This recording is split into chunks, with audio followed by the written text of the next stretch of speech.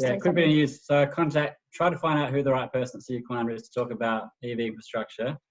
And the simple explanation is they can't go adding any EV infrastructure to existing or new builds until they revise their policy and planning around climate change. Fortunately, that's actually going to occur. So like the new CEO has a priority for the next 6 months of the year where the sustainability officer, it's her role, she will actually work on revising their climate change action plan, something like that. Yeah, cool.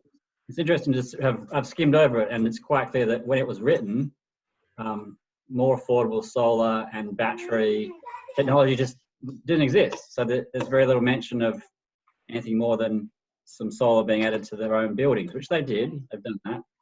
So yeah, I'll certainly push for including EV charging and some battery storage either to existing buildings or the new builds. Cool. Cool. Excellent. But slow progress. It might be in a year before we see anything built in Penang because of that policy. That's cool. I mean, it's better late than never, or it's better to start, than not to start at all. So yeah, it's cool. That's all good. That's it. Goodbye. All right. See you guys. All right. So yeah. Question. May I? Peter, yes. Yes. Yeah. Do you know anyone that's had any wrap put on their car? I've just had mine done. Yeah? You happy with it? It's excellent, yes. Yeah? Do you get it just clear or a colour? No, I got the front done. I got the bumper, the bonnet, the 2 side front panels and the wing mirrors done, and the rest I had ceramic coated. Okay. And just in clear? Yeah. Mm-hmm. Okay. I'm toying with the idea of doing the whole car. I'm not quite sure whether to pick a nice colour that's different. There's plenty of those. Yeah. Plenty of nice colours. Dragon X has got his wrapped. Pardon me? The guy with the number plate Dragon X, the Model X, he's got his car wrapped. Don't know it. Yeah, it's like a burnt orange. Well, it's kind of a little bit like a burnt-ish orange colour, red. Oh. That's yes. Damon. Damon, yes. He was at Lancelin. Yeah, his car was in Lancelin. Was it? It's on the website's main picture. Okay. There's a close up of his rear end on the main photo. Oh, our website. Yes. Yeah, cool. I'll just grab that now. Here's a good colour you can get: crimson red.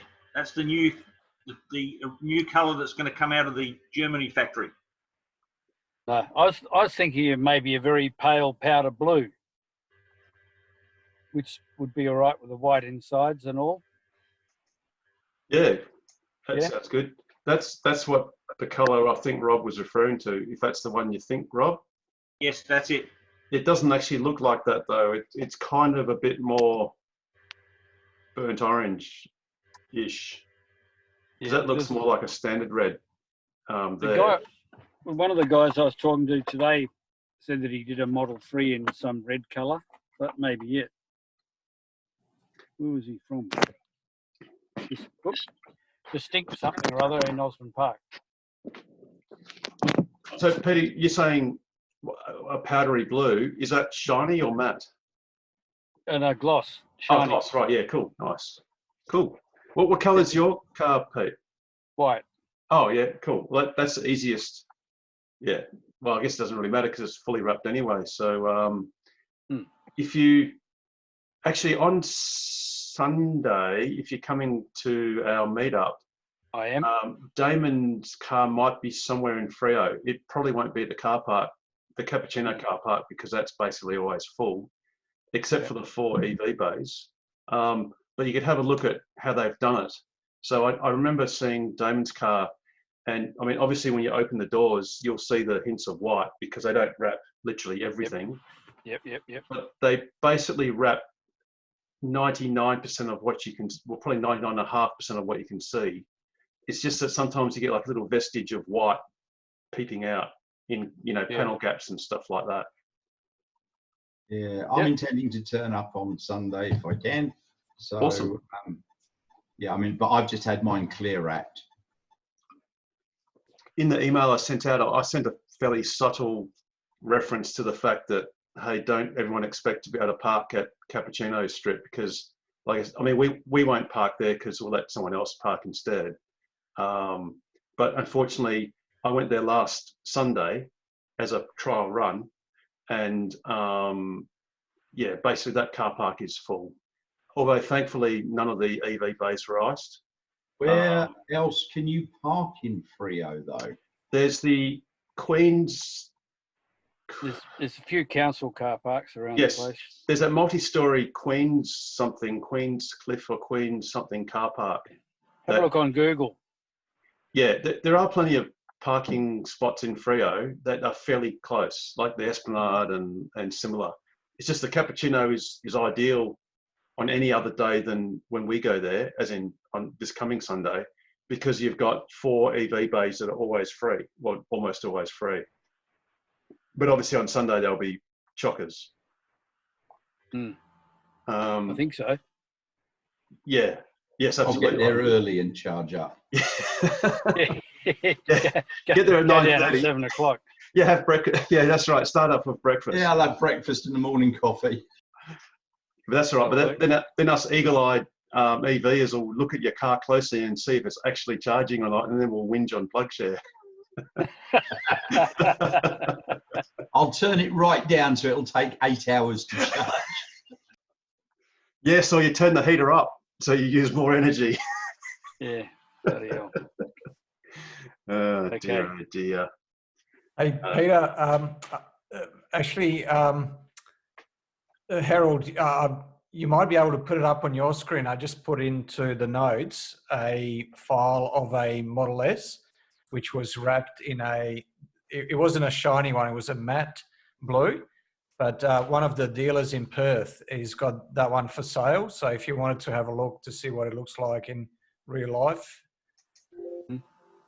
Yeah, I'm just saving it now, Pete. Oops. That's at Young's Holden, isn't it? Yep. Yeah, he's they're quite helpful for EVs. Those guys. Yeah, I did their solar system for a couple of their sites, so they're Who's this? quite solar friendly as well. Who was that, Peter? Am I still on? Yeah, Young's Holden. Oh. Yeah. That's. I came out of the gym one day and there was a guy there. It was one of the salesmen that had an S he was driving. They're just called Young's WA now. Yeah. Yep. Yeah. There you go. Yeah, that's it. Oh yeah. That's a sort of a matte sort of finish, isn't it? Satin. Like a low sheen, isn't it? Satin or something, yeah. Yeah. And they've even done the chrome door handles. Chrome delete. Yes, basically, yes. Yeah. Cool. Yeah, I figured if I was going to wrap it, I might as well do something different rather than just clear. Well, it changes as good as a holiday, yeah. And you can get some pretty spun out, basically mirror tinted, well, whatever. You can, I've seen gold, like bright gold ones and all sorts of weird colours. Yellow Rolls Royce. Yeah, that's right. Or a pink one. There you go. Exactly. And I don't know if you can get that what was it called? Crimson red. No. Ford brought it out about 25 years ago. It was at different angles. It looks at different colours. Oh yeah. Chameleon something like chameleon or yeah, something like that.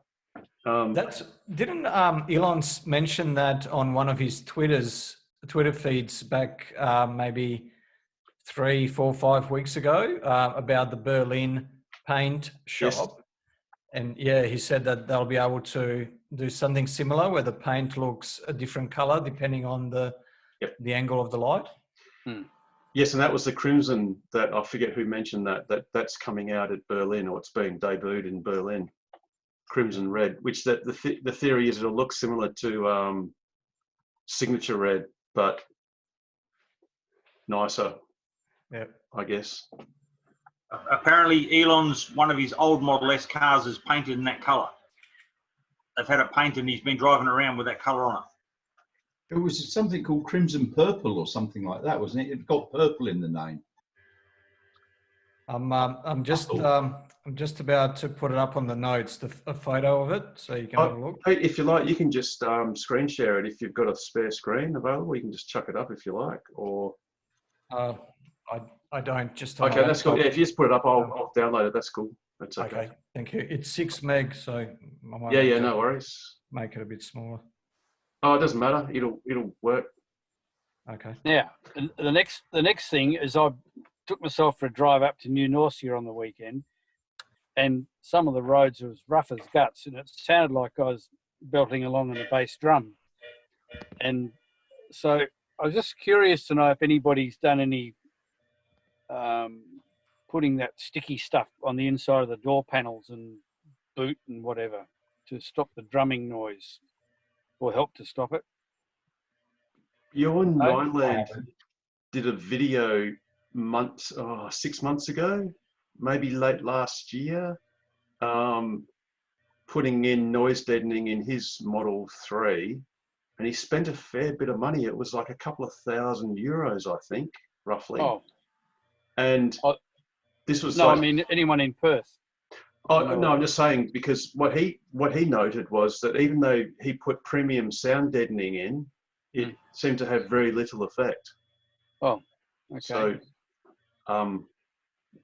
at least that's according to his video. He went to a specialist place in Norway and that does this sort of stuff, and they pulled a ton of trim out and put in all these detailed. I don't know if it was necessarily tar. I know one of them is tar, but there are other materials as well. And apparently they were tailoring it according to where it was. So whether it was the wheel arches, door skins, other parts to boot. And he actually said he thought it was quite. Well, he was disappointed or surprised that it didn't work as effectively as he thought it might, or hoped it would. But you're right about that road to New Norcia.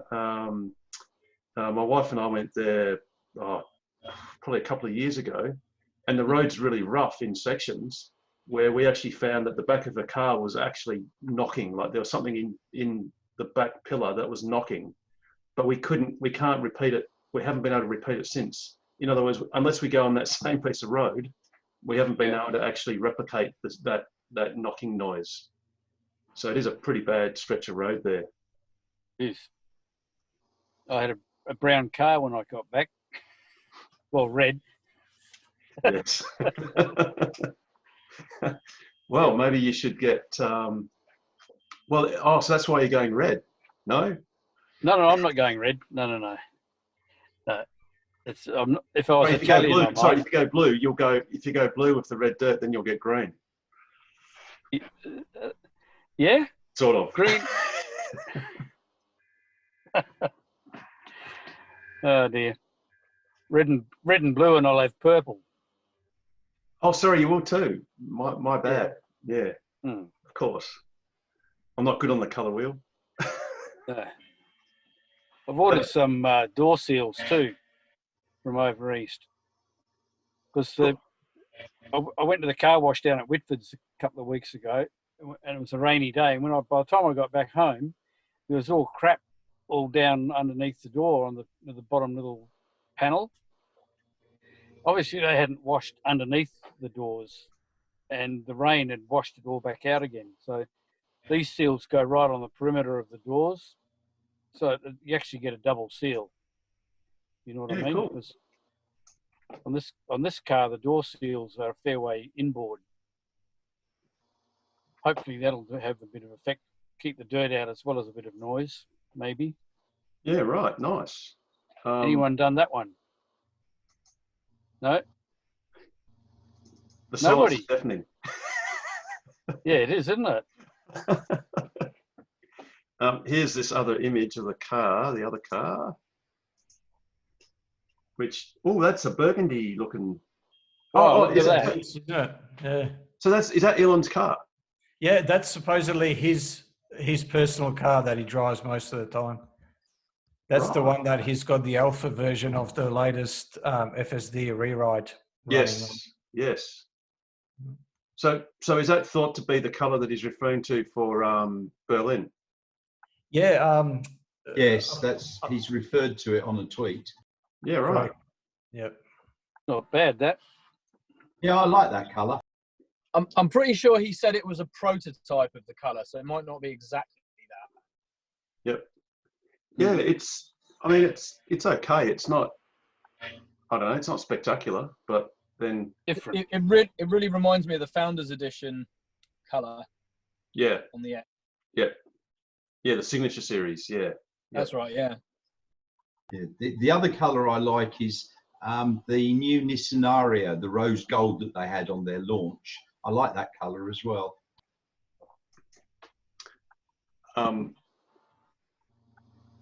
Was that on their main brochure they had or something? On their launch online, they had the car there, but it was in a rose gold colour. It looked brilliant. Yeah, cool.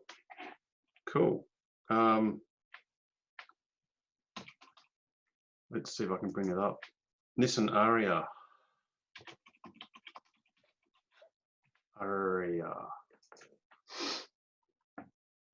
Oh, that colour. Yeah, okay.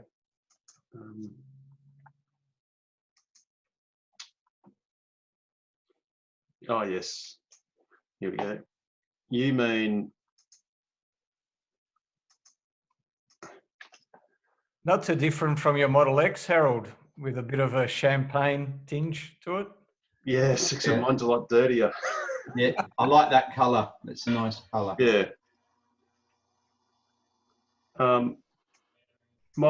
My colour is sort of useful in that my car doesn't get dirty, it just gets dull. And it's been dull for a while, unfortunately. But Does it need a cut and a polish? It needs just a bit of rain and soap on it. Oh, okay. But I'll get round to it. I'm saving water. Oh, good. Just park it outside. There's more storms coming. Yeah, true. Exactly.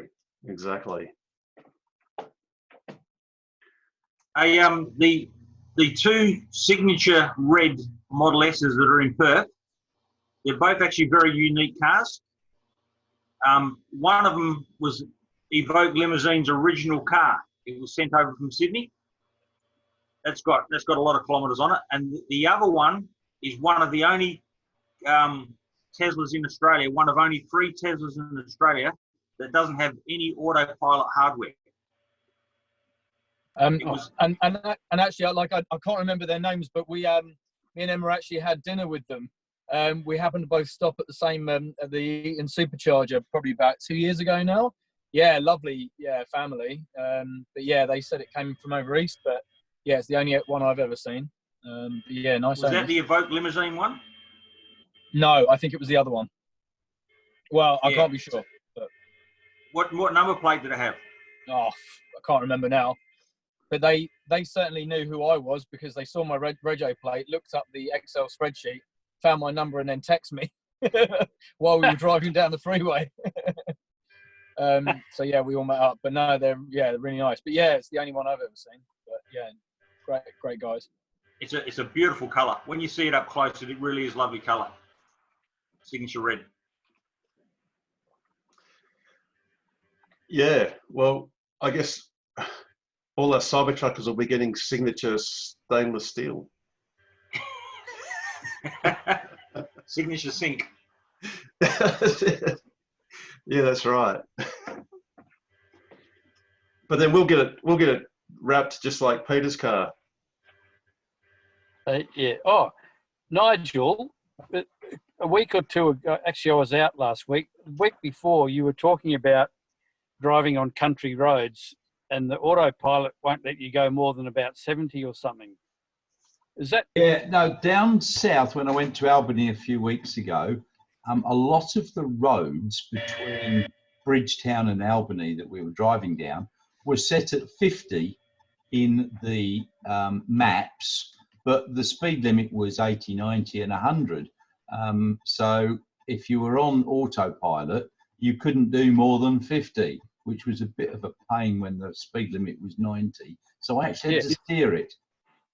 The same thing happened to me on the way up to New Norcia last weekend. There's a section of the main road that must have been digressed or new or off the beaten track or something or other that the Google Maps hadn't caught up with. I don't know. But yeah, it just turned itself off and that was it. Is there a fix coming? Does anybody know? Or is that just the way it is? I can see. The problem is the speed limits, until there's a software update where the car will actually recognize the speed signs, the speed limits are set in the stored map. And if you look on your map under software, under the software menu of your display, it'll show that your map was updated 2020.24. So it was the 24th week of this year. And they update them, it seems, about once a year because the last update was 2019.24. And unfortunately, if the entry in that map is incorrect, that's just what the car presumes as the default limit. Okay. So there's no way of actually, we can't edit that in the car. I think there were theories that they're using open maps, that Tesla was using open maps, because there was talk about if you're doing the smart summon, that some car parks aren't quite correctly laid out, and that there was some way of editing that in open maps. But none of us know if that's really going to change anything and how you actually change a speed limit in open maps. No idea. Yeah. The latest update, 28.5, I think it is, you're supposed to be able to go 5 or 10 Ks over the limit. So like around here, we've got 70 and 80. And I managed to get it on 75 and go, oh, that's not so bad in the 70 zone. And then within a kilometre, it goes, beep, beep, I'm not going to go over 70 on autopilot. Yeah. Yes, you're right, Nigel, because there's a setting that you can do when driving where you can actually, under the autopilot menu, where you actually can, there's relative and absolute, and you can actually go relatively faster than the sort of default speed limit or the posted speed limit. But I think there are some categories of road that are defined as, it sort of tells the car, if you're on autopilot, you will not go faster than this speed for whatever, some weird defined reason. And that's in certain sections. So you're right, in some places you can happily go 10, 20, 30 kilometers over the indicated speed limit on autopilot. Like for instance, a classic case is when you go towards UWA on Mounts Bay Road, parallel to the freeway near Kings Park as you're turning right into Mounts Bay Road. There's a small section where it refuses to let you go faster than the 50 that it thinks the speed limit is, even though it's actually 60. And then, I don't know, 50 meters further along, it then says, oh, the speed limit's 60. And in that section, it'll let you do 70. But some places, for some reason, it actually just says, no, I'm not going to go faster than what it thinks the speed limit is. And that must be it got me confused because I'm traveling along 5 over the limit, and then all of a sudden it goes, no, you're not going to. Yep. And then you've got to revert to basically flicking off autopilot and just using TAC, because with TAC it'll let you go faster than the speed limit, but not autopilot. It's just occurred to me, I wonder if, you know, the scanning of the surface of the Earth, I wonder if there might be a link into Starlink there, if they put cameras on a few of the Starlink satellites and then constantly update their maps. No cameras on Starlink. It's purely. I know the current versions don't. I just wonder whether, you know, one in a whole consist in one orbit might end up having a camera, and then they can have their own maps. The CIA won't let him. The thing is, the maps, the maps, but the thing is, the maps you need is much more detailed than optical, because you need to have things like lane information. I just wondered whether it was more roadworks, car park maps, that kind of thing, where it's not the be all and end all, but it's a sort of augmented, because those things will be flying around the Earth, 16 times a day, so they'll be pretty updated. Don't forget, Andre Karpathy said that every time your car goes into an intersection, it's the first time it's seen it, because the hardware has no memory and there's no map, no detailed map of that intersection. So every time it goes there, it's like it's the first time. And I thought that was the case with AP1. So my car, I mean, definitely. No, it's the case with AP. Well, let's call it AP3 or FSD. They don't rely on any HD maps as a matter of policy. So, like he said in a couple of talks earlier this year, that literally every time it goes through an intersection, it's like it's never seen it ever before. So it has to work everything out to first principles. I guess only having AP1, I assumed that the AP2 cars were doing that, but evidently not yet. It must be changing at some point, because I do remember a tweet, someone asking Elon whether the Autopilot could map potholes, so micro map. Oh yes, I remember that. Avoid potholes, and I remember him saying something along the lines of it being possible, or maybe it's coming. Maybe it's something that they'll use to supplement the AI. It would be an extra feature which would be handy, and the car could even do that with its suspension sensors. So you could actually feel the harshness, even if it didn't actually see it, it could feel it, and then it could report that. But as far as the autopilot for working out whether to turn left or right, or how to interpret an intersection, I think they're going to keep that as optical and interpret it on the fly, because obviously an intersection can change at any moment, because you can have roadworks pop out of anywhere. So you can't rely on a HD map unless it was literally seconds old. And obviously in California that would be okay, but in WA that would kind of be a bad idea. Well, it'd be out of date. And the other thing too is the speed humps. Yes. It should, it'll be a good idea to sort of, recognize that, because that caused a few things. I just wanted to ask, I was driving through the tunnel today. I don't know if anyone's experienced this. And it was showing me traffic lights and the green light in the tunnel. It was surprising. I've done the tunnel a couple of times, but I've never experienced it. But today I was driving through the tunnel this afternoon. Yeah. Obviously, on the top, on Newcastle Street, wherever that is, they would have had street lights, I guess. And it was showing up while I was driving to the tunnel. So has anyone else experienced that? I haven't been through the tunnel, but I have noticed going up down the freeway, the red and green traffic lights for the train in the middle. It's been slowing down for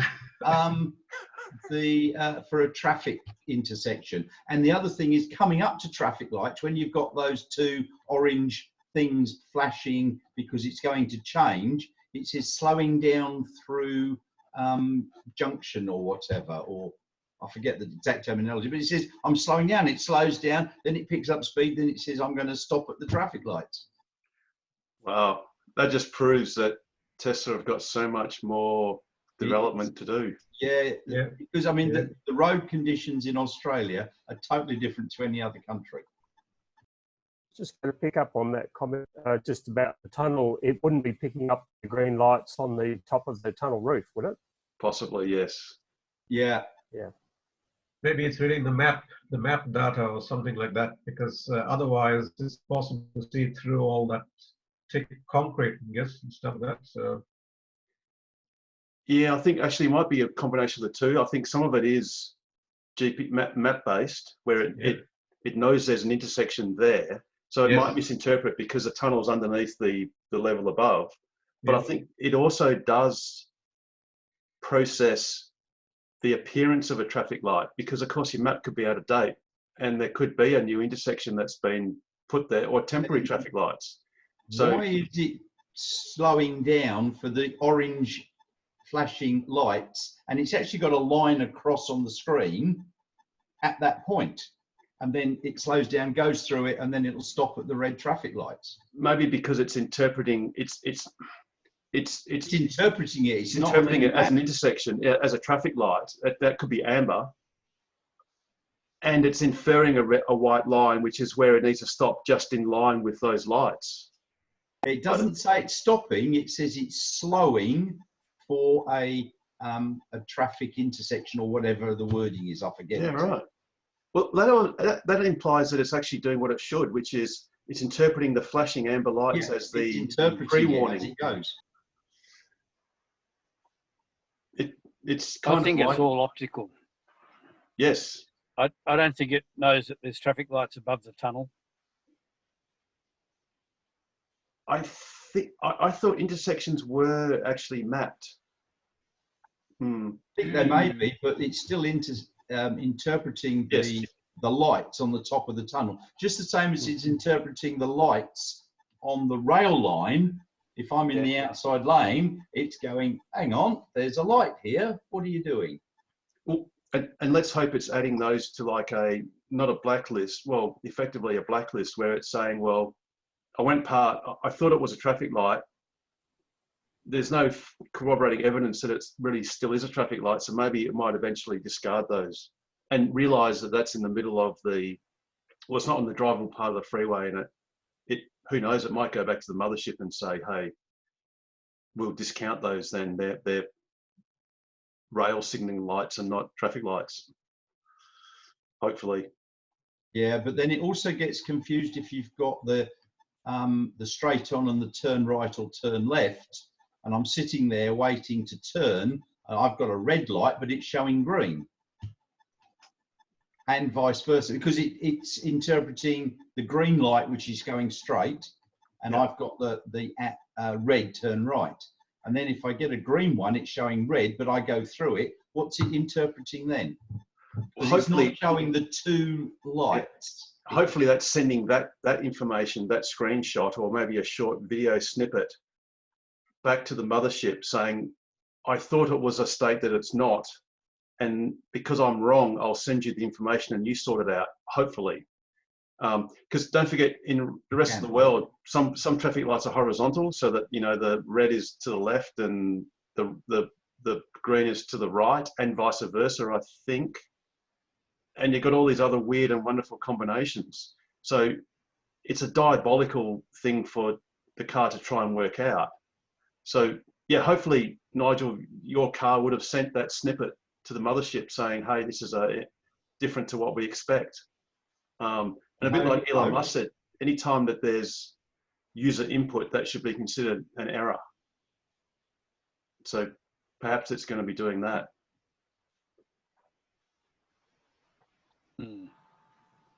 I hope it does, because I don't know if anyone's driven down Riverside Drive,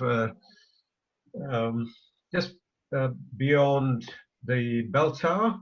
There's a set of lights going when you come out towards going out of the city, and there's a set of lights there. And when I'm on autopilot and driving in the left lane, when it comes up to the set of lights and I say, okay, right, it's green now, I hit the control and say go through, it just suddenly veers across into the right lane on the other side as it crosses the lights, not indicating, and it's just, you know, it's scary. And the same thing on Albany Highway next to the bus junction. There's a set of lights as you go past there, even though the road there is clearly marked. And sorry, has it got dotted? Can you see any sign of dotted guidelines for cars coming in the T intersection? Yes, in the one on Riverside Drive, it's missed a couple of white little patches there, and so the road goes at a little bit of an angle. Yep. and so it thinks it's going straight instead of going left. So it cuts across the road as soon as it passes the lights. It cuts across, no indicating. Yes. And I tried a number of times. I thought if there was a car next to me, most probably it will sense that and try to go straight into the left lane, but it doesn't do that. And I didn't want to take any more risks, and so now I just sort of turn it off as I get there and continue on. Yeah. If you're used to it, it'll be useful to have a quick look at the screen, because what you'll find is the blue lines will just jerk. Like they'll be nice and straight, and as you come through that intersection, they'll suddenly jerk off, and it's then trying to follow those blue lines. Yes, yeah. And then if you grab the steering wheel and yank it over to one side, that will register as a correction, and it should be sent to the mothership. That's what I thought. That's what I thought, Nigel, and I did that a number of times. And this has been going on because I go into the city every day in the morning and every day in the afternoon, and I do that, thinking that hopefully it will correct it at some stage. It might get through eventually. Yeah, eventually, maybe. Keep my fingers crossed. I mean, how many billions of miles of data have they got? And that's just a little section of it. And maybe they look at Ashley's car and go, look, clearly Ashley has Tourette's, and he always gets a tick just at that intersection. That's right, yeah. But it's when you see all those cases that you just marvel at just how complex that problem is. How do you resolve all of those issues? Experience. And if anyone's got it, time. Yes, and if anyone's got the experience, it's Tesla, because there's just so much input. Yeah. Cool. So who's this? What was his name from Vancouver? James Locke.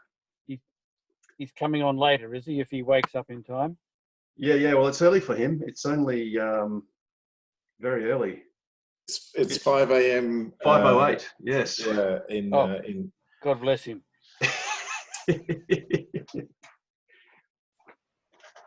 So yeah, I advised him along. Harold and I have actually been in his car. He was for some time the president of the Vancouver Island Tesla Owners Club, and he has actually, however, more recently moved to California. So he has an interesting situation where his Tesla still think his Model S is Canadian, but he's since bought a Model 3 as well, which is a Californian one, and they get different updates.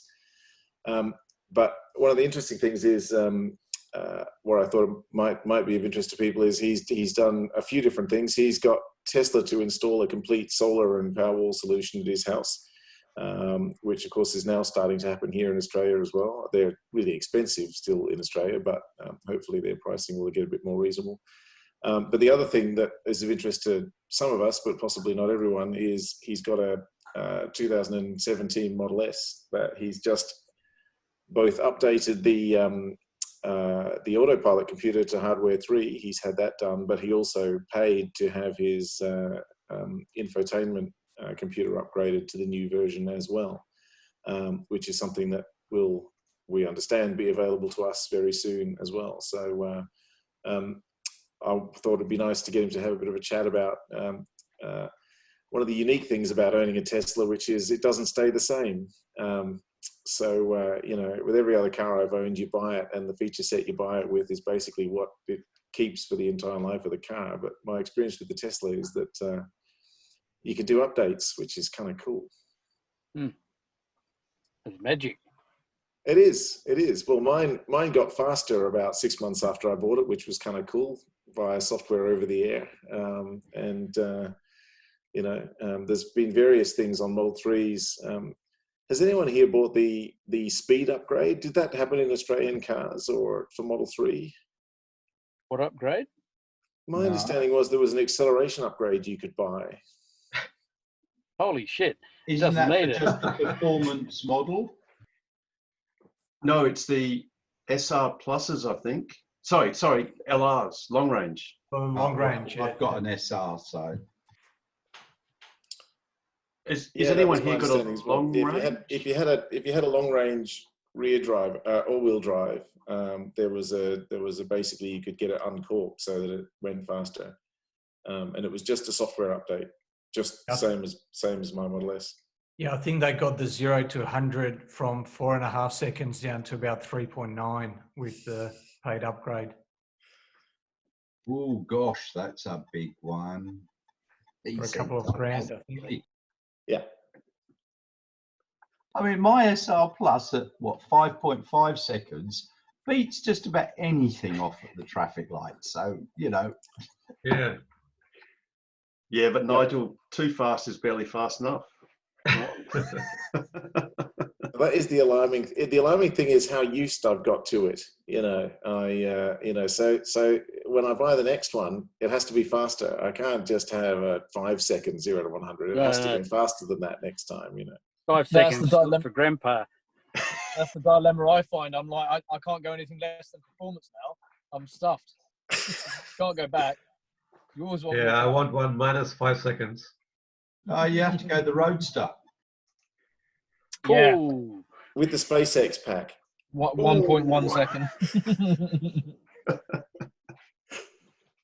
It was funny. I had to drive the Land Cruiser out of the garage earlier this morning, and I thought the shifter must have been in neutral because the car wasn't moving. And then I checked, and he was in drive. And then it just took me a couple of goes to realise that I've got to wait for the lag. Yeah. I almost took a Kluger through a door once a few months ago because I was moving my engineer's car, and I sort of put my foot down a bit and nothing happened. So then I really put it down, and then some fraction of a second later it finally took off, and it's like, oh God, like I wasn't ready for it because you get that disconnect of effort and reward, and yeah, it's shocking. Every time I go back up on site and I've got to jump back in my diesel ute again, I'm like, oh God, it depresses me. I'm like, what a waste of opportunity. You get a brand new diesel ute and you're like, it's a piece of crap. Isn't there an Australian company that's putting EVs that are utes and work vehicles onto sites? I think BHP were doing it with an underground coal mine.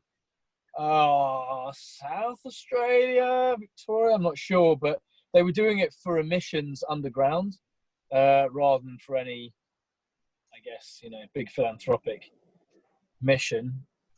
I'm trying to actually suggest, electric vehicles that work, particularly for just moving our people between the camp and the mine. It's like, you need 3 or 4 K's worth of range, and that's it. Obviously, you wouldn't get something that low, but yeah, an Outlander Fev for sale if they want. Yeah, sure. Yeah, the moral of the story is once you drive an EV, back to drive a car. Exactly. Ruins you. You just can't tolerate that lack of throttle response, and it's like getting into a steam engine. Yeah, it is actually. That's exactly right. Not only that, you have to use the brakes, which is a bit confusing. Yeah. Oh, I've done that. Yeah. Coming off the accelerator, coming up to the lights, and thinking, oh, use that middle pedal. That's right. Why is it not stopping? The regen's broken.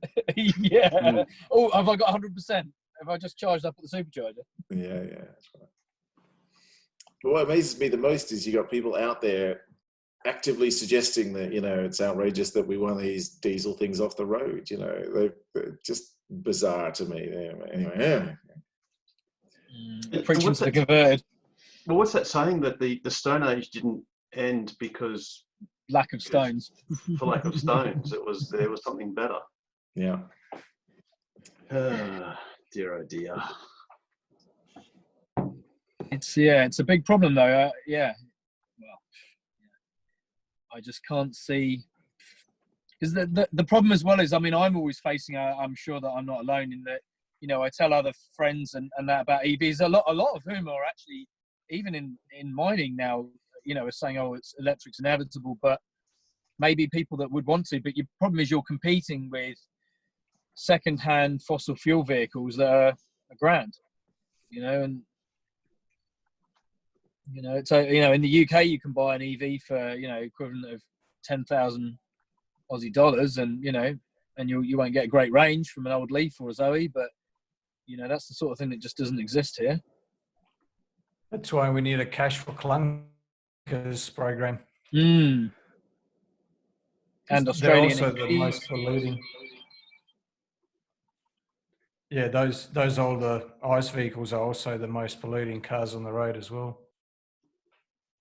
Or we need a. I mean, the best thing I've heard of doing with old vehicles like that is converting them. I mean, the you know, the Dieselgate scandal. I mean, you've now got, you know, thousands of VWs that are otherwise perfectly fine cars sat in a field somewhere just rusting away. You know, you could, you know, if there was a company that got started up with a bit of government money to try and, you know, just produce a standard kit to convert those, you know, back to running cars again, EVs, that'd be fantastic. So, you know, or, you know, shops in Perth where you could take in, I don't know, an old Golf or something and get it converted to EV. That problem is it's very expensive to do at the moment. Yeah, I think that's the problem. There's a EV, is it EV Works in Balcatta that did the Ford Focuses for the trial? Yeah, and the thing is, it's expensive. It's really, you know, maybe you're better off. Well, maybe you're better off just driving them until they're dead, because there's no more in. Well, the embodied energy of building it has already been expended. And how many Ks do they really do until they do die? And then once they die, obviously, then replace it with a new EV. But I don't know. I mean, obviously, if you had a proper carbon tax or an emissions tax, that would be another price signal as well, which would then make it more worthwhile. Or just stop the subsidies for fossil fuels, and then we can all compete on a level playing field. I'm constantly banging on about, you know, increase the tax on fossil fuels and subsidize synthetic hydrocarbons. You can make CO2 neutral liquid hydrocarbons that will run in a, you know, fossil fuel engine. You just game the system. That's what capitalism is. You just put a tax on the fossil fuels, you subsidize the synthetics, and then you can keep your old vehicles going until they do die, as Harold says. But weren't they using biodiesel? Was it Virgin? One of the Virgin Airlines, maybe the Virgin Atlantic, or was it Air New Zealand? Oh, maybe Air New Zealand. They were trialing in it was a 4-engined jet, running one of the engines on, I think it was basically biodiesel or something like that. My issue with biodiesel was, where has it come from? You know, have we grown crops to do it? I'm talking about making synthetic basically synthetic crude, using renewable energy in the syngas process. So there's carbon engineering, I think, in Canada, and who is it? There's a German, Sunfire. They're making, they're doing trials of, I think, like the mayor of a city in Germany is driving a fully synthetic hydrocarbon. So essentially you could get CO2 neutral synthetic hydrocarbons that you can then use to fly your aviation, you know, to fly your air industry and everything else, you know, CO2 neutrally until you can replace it all with EVs. It's very inefficient. You know, it's only about maybe even 13% efficient. So it's worse than hydrogen. Yeah, it is. But you know, you've got limited options when you're talking about, you know, a Dreamliner. Yes, exactly. And then certifying a new airframe is, you know, an epic amount of work. So yeah, synthetic. I'm getting onto a bit of a rant here, but yeah, essentially with capitalism, you just game the system. Whatever you incentivize will happen. Subsidize synthetic hydrocarbons, tax fossil fuels. Easy, he says. Speaking of dubious energy sources, did anyone read the article in The Driven about hydrogen coming to WA today? Yes, I did see that. And they were going to generously put an EV fast charger alongside it. once they'd built the hydrogen station up to Port Hedland. Just trying to find it. Oh, yes. It is that one.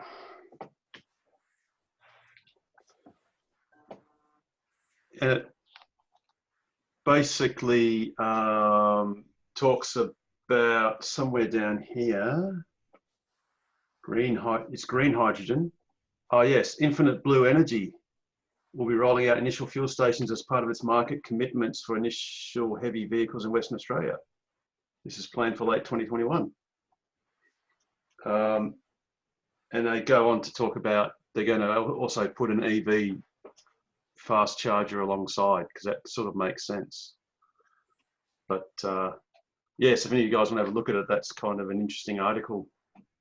Is that part of your lot, Petrovsky? No?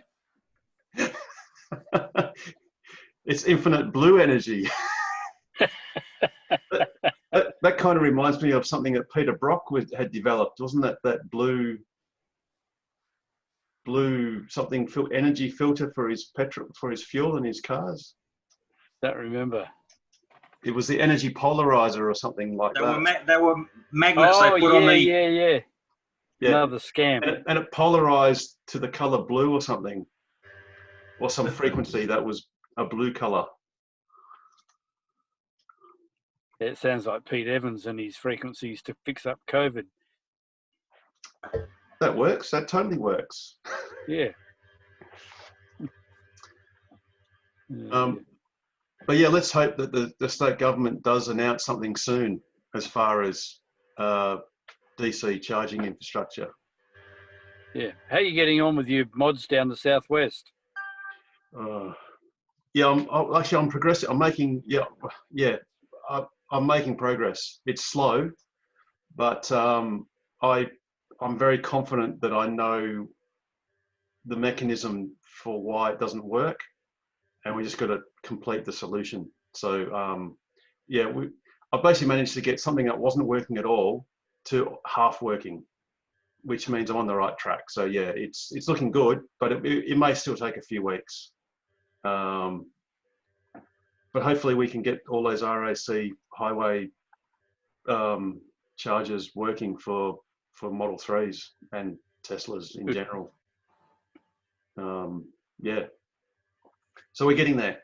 Are they being changed to CCS2 from 1? Not all of them, I don't think yet, but I think all of them basically will be. But of course, that's not the main issue. The main issue is that even with CCS2, they're not working on Teslas at the moment, even though they work on all the other car brands. But aren't they working up to 20 kilowatt? No, well, yeah, that's yes and no. One station has sort of worked like that, but others set to the same settings don't. So it's because it's so specific and so volatile, it's not a proper solution. So it was actually fixing something that wasn't. It's not the true problem.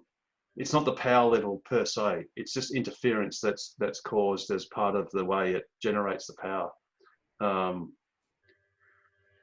But like I said, I'm very confident that in a few weeks we'll have it licked one way or another. That'd be good. So yeah, hopefully, fingers crossed, because we really want to keep those stations there. You know, I mean, one other obvious solution would be to replace them with tritiums, which obviously clearly do work well with all cars. But I mean, that would be a waste of that hardware. So yeah, fingers crossed, we'll get it sorted. Yeah, I mean, for my car at least, an SR Plus, it's only got a 50 kilowatt battery in it. So I mean, to get to one of those, I wouldn't need on a CCS2 running at 50 kilowatts, which is what they are capable of. I wouldn't need very long there. Yes. I'd be able to go off and get a coffee and come back, and more than enough to carry on. That's right, because you only really need to add an extra 100 or 150 Ks until your next break. So you could almost just hop from break to break to break, and enjoy the journey that way. Yeah, because gone are the days when my bladder will allow me to do. But it's funny. It's easy to say. No, it's not. No. Sorry. I mean, while it's valid to say I don't need a particularly fast charge because of my bladder, it's always a good choice to have, to go, oh, it's actually charged so quickly that now I just need to just unplug and move it. You know, I'd rather have the option of being able to charge in 10 minutes, but only needing it to charge over half an hour. Yeah, I understand, but I mean, they've only got the capability of 50 kilowatts. Yes, I do, yes. And that's fine for, I think, 90% of the people around. Yeah, I mean, unless you've got a 100 kilowatt battery in your X. Yeah, I don't. Mine's very small, but the thing is, you really just want to charge as quickly as you can. It just removes any doubt in anyone's mind if they want to buy an EV, because their first objection is, well, the first question is, and we've all been asked it, you know, how long does it take to charge? Now, if you're at home, it takes 10 seconds, 5 to hook on and 5 to unplug. But if you're on a road trip, that's where the rubber hits the road. You know, that's where if you answer with AC charging, you know, from like my trip from Perth to Carnarvon had 7 hours of AC charging in one day. And, you know, everyone knows that's arduous. Yeah, I did that down to Albany, you know, 2.5 hours at Bridgetown on the 11 kilowatt Type 2. And as lovely as Bridgetown is, and it's nice to have a coffee or a cake or whatever, that's great for the first hour. But then, you know, after that, it gets a bit old. You would much have rather there be a supercharger there that charged your car in 15 minutes. And then all you have to do was like step aside from your coffee and just go and unplug your car and move it. And then decide whether to stay there for another 20 minutes or leave straight away. Yeah, look, I mean, that would be ideal. But yeah. I mean, we're not going to pull all those out and stick in 150 kilowatt tritiums, Ionities, are they? Well, the tritiums are 50, but they do have 150, and they have a 350, I think. Eventually, it will come. Because I guess you could imagine in the old days, I remember seeing a Golden Fleece Bowser, where I think you'd have to manually pump up, the attendant would pump up the petrol into the glass vessel. Yep. And then it would just decant into your, so you prepay a certain amount and it would just decant into your tank. You're not that old, Harold. Oh, you know, early 70s. I saw one of those in Roebourne, I think it was, or Wickham. Yeah, so, you know, that's the old technology. And that's really what the 50 kilowatt tritium / Circontrol chargers are. They were fast 5 years ago, but they're not fast now. You know, now you need 150 kilowatts or 120 at least minimum to do it quickly. And if you go to Europe, that's all you see. You know, or you'll see a couple of spare tritiums, the 50 kilowatts, as for slow cars like a Leaf, or some of the Febs that can't take the quick charge. But all their chargers these days are 150 kilowatts minimum. No, I get sick watching Bjorn. And Bjorn will whinge that he's surrounded by 30 superchargers or whatever, and he'll go, oh, but there's not enough undercover shelter, and there's, you know, like, or there's not enough bins, or the food restaurant isn't as great as some other place, or yeah, it's first world problem. Yeah, I wouldn't want to be standing near my car when it's charging at 350 anyway. Oh, I don't know. I can't wait to be sitting next to the Cybertruck and having it charging at some sort of ridiculous rate. Better still, imagine one of the Tesla semis charging at 1 megawatt. Oh, holy moly. That's how There's some big pretty heavy conductors on that. They are, yes, indeed. Yeah, because I've seen some of these lithium batteries catch fire while they're charging. I do a bit of model aircraft flying. It's scary. People have lost their homes, left the chargers on charge, and they go out shopping and come back and there's no home left after that. So yeah, scary. Yes, indeed. But I mean, Tesla, that's one of the things that Tesla did early on. I think even with the after the Roadster development, when I was doing the Model S, they literally destroyed battery pack after battery pack to explore the limits of what they needed to do to cool it and manage the way it was charged. Yeah. So, and that's what makes them so far ahead of all the competition, Yes. And I guess in one sense, they stood on the shoulders of companies like Nissan with the original Leaf, where they discovered just how fragile these batteries could be if you don't get the right chemistry or thermal management. And it's no joke, really. I mean, I'm sitting on 85 kilowatt hours here, got another 14 on the wall over there. I mean, the engineering you need to make sure that is safe to put in people's homes. I mean, lives are at stake here. No joke. I mean, it's, yep. We all know, I mean, we've probably all seen every single Tesla fire that there has been. And there's still only a handful, but,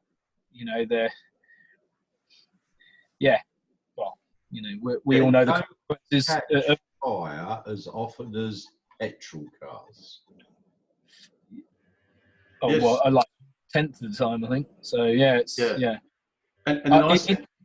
Sorry, go on, Richard. No, go on. No, I was just going to say, it's funny that, funny enough, you should say that. I was literally walking to the shops the other day, and it just sort of hit me. I just thought, I'm walking past here, essentially a bomb. Every car I walk past, I thought, it's never really hit me before. I'm like, has got at least some number of tens of litres of flammable fuel, if it's petrol. Diesel, obviously a bit harder, but still, it's, And I would much rather have a battery in my garage than imagine if electric vehicles were the norm and someone had proposed a petroleum powered vehicle that had 80 litres of a substance whose flash point is minus whatever, I forget what it is, that can literally blow up at any moment. They wouldn't allow it. It just would be illegal.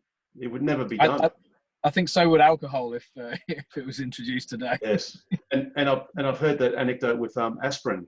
Apparently, aspirin, is very dangerous as a medication. Oh, is it? Yeah, and it's only because we've used it forever that it's kind of allowed, because it's actually very dangerous. I just looked up the frequency of. Road calls. Here's the very best way to answer. The Sorry. BMW X3. I just looked up. Sorry about that. I just looked up the statistics. This is what, according to Tesla, anyway. Apparently, a internal combustion engine vehicle is 11 times more likely to catch on fire. Yeah. Yep. And imagine the fire. At least in the lithium-ion fires, I mean, they are very intense, but they're very contained, and they don't literally explode. But you can have fuel which can run and then run down a street and down a gutter or whatever.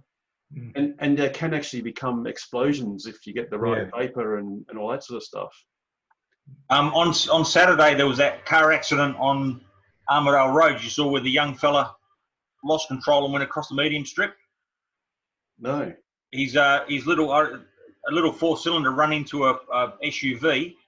And it was only because of the people in the cars behind pulled them out of the cars before they caught fire. So another 30 seconds and 4 people would have been incinerated. And it wasn't a big crash. It was a head-on at slow speed. So you wouldn't have that with a battery fire. It takes time to ignite. Yeah, exactly. Yes, indeed. And who knows what the new battery chemistry will be like. We'll find out on the 22nd at Battery Day, but it seems like a lot of the improvements are not just in density, not just in cost, but also in safety as well. I'm actually not so much worried about Tesla. I'm worried about what happens when other EVs start cranking out and then they catch fire if the engineering just isn't quite as good. And then it just brings everyone down. Then Tesla gets a bad name for being electric because other manufacturers, I'm pretty sure I saw an I-Pace went up fairly soon after they were made. Thankfully, I don't think I've seen any others, but you know, that's the kind of thing that, you know, people that maybe are on the sidelines went, oh, I don't know, I've just seen this electric fire from another manufacturer. I better not get any electric car. The problem is that if a Tesla catches on fire, it gets thousands. Yes, the world knows about it. Yeah, exactly. 1,000 times more attention in the media than an internal combustion engine car. So, yeah, that's the problem. Yeah, I'm constantly having to fight this battle as well with.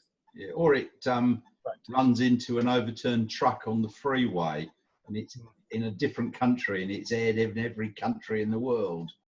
Yeah. Yeah. Well, I mean, look, everything is down so much scrutiny. I had people at work laughing at me and sending me piss-taking emails because of the ridiculous situation with the bolts in the power steering. You know, that in certain countries that use certain types of salt to grit certain types of roads, that under certain conditions the bolts, you know, could rust or could fail, which had never actually happened on anything, and the bolts were changed out anyway. But it was like they did a recall.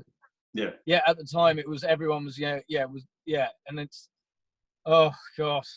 Yeah, they did a recall before there was any accident or any failure, as you would expect. Yeah. The Takata airbag do we as well. use to de-ice our roads?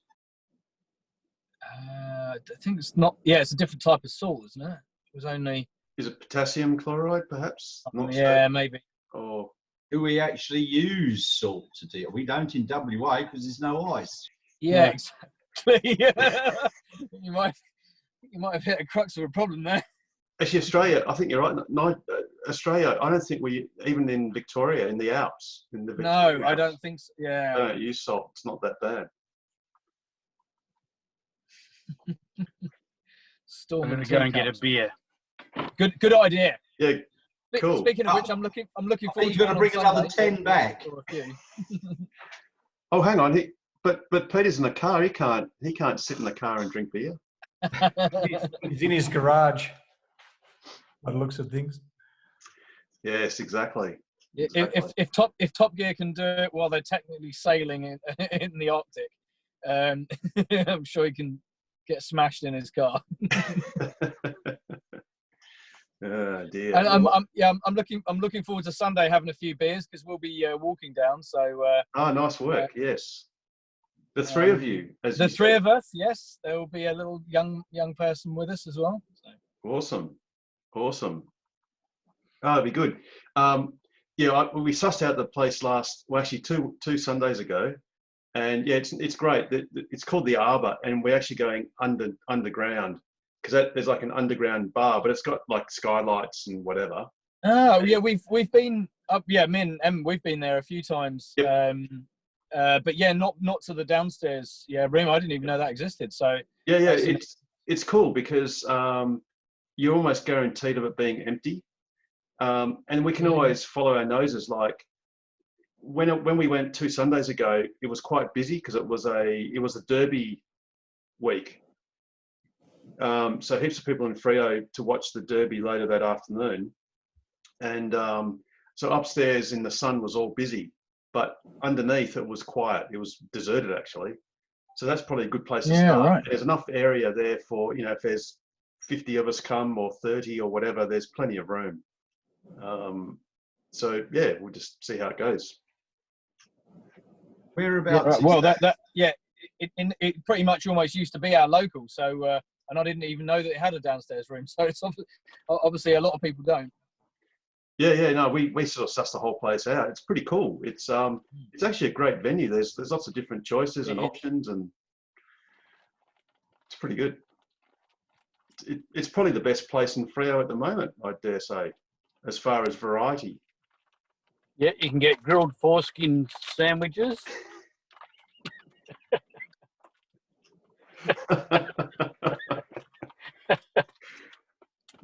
Well, you could. I guess you could. But cut my tongue out. that's all right. I'll have to take the time. What time is that? I'll have to snip that out of the YouTube video there, young Peter. It's all good. But yeah, it's good to see that Freo is, at least parts of Freo are expanding and going well. Yep. But yeah, Yeah. When are we doing another drive somewhere? Well, we're penciling in, I think it was middle of September, for a drive to Coolin, which will be an overnight thing, but Yep. we'll have an email sent out and expressions of interest asked for in the meantime. So there's some constraint on numbers, depending on how you want to accommodate yourself, and also the practicalities of how many cars we can charge overnight. But yeah, it's going to be an overnight thing. So I think we're leaving on a Saturday and planning on coming back on the Sunday, which I think it was about the 19th and 20th of September, roughly, as a penciled into the date. That's correct. But what we'll do is send an email out and just see how many people are interested. And then, presuming there's enough, which I'm certain there will be, we'll then have like a booking system, like Try Booking or something like that. There is actually, Rob, you know much more about it than I do. You might better speak to that. Yeah, the Shire got back to me today, the Shire of Coolin. There's the pubs booked out right through to October, so there's about 4 Airbnbs in town. For those who want something a bit more upmarket, the dorm and the caravan park is no problem. If you want to glamp in your car or in a swag beside the car, or if you want to stay in the dormitory, that's all good. That's actually quite cost effective. And the pub's about 150 metre walk up the road for dinner. Really, the meals there were pretty good. And then we can do for those who are interested in orchids and all that sort of stuff, there's a lady there we know that can organise a bush walk in the morning before you leave. So you're going to be there for sort of 20 hours, so there's plenty of time to charge, even off 15 amps. Yeah, well, what I'll do is I've got some EVSEs that can load share automatically. So I think, Rob, isn't there a 32 amp 3-phase outlet at the caravan park? There's a Tesla destination charger at the caravan park. Yep. There's another Tesla destination charger about 400 metres up the road. And there's at least 5 other 3-phase power points around town. Okay, is there another 3-phase at the caravan park, just an outlet? No. Okay, we might have to tap into the destination charger. And that destination charger is 22 kilowatts? No, that's a 20 amp 3-phase. Oh, 20 amp. Yeah.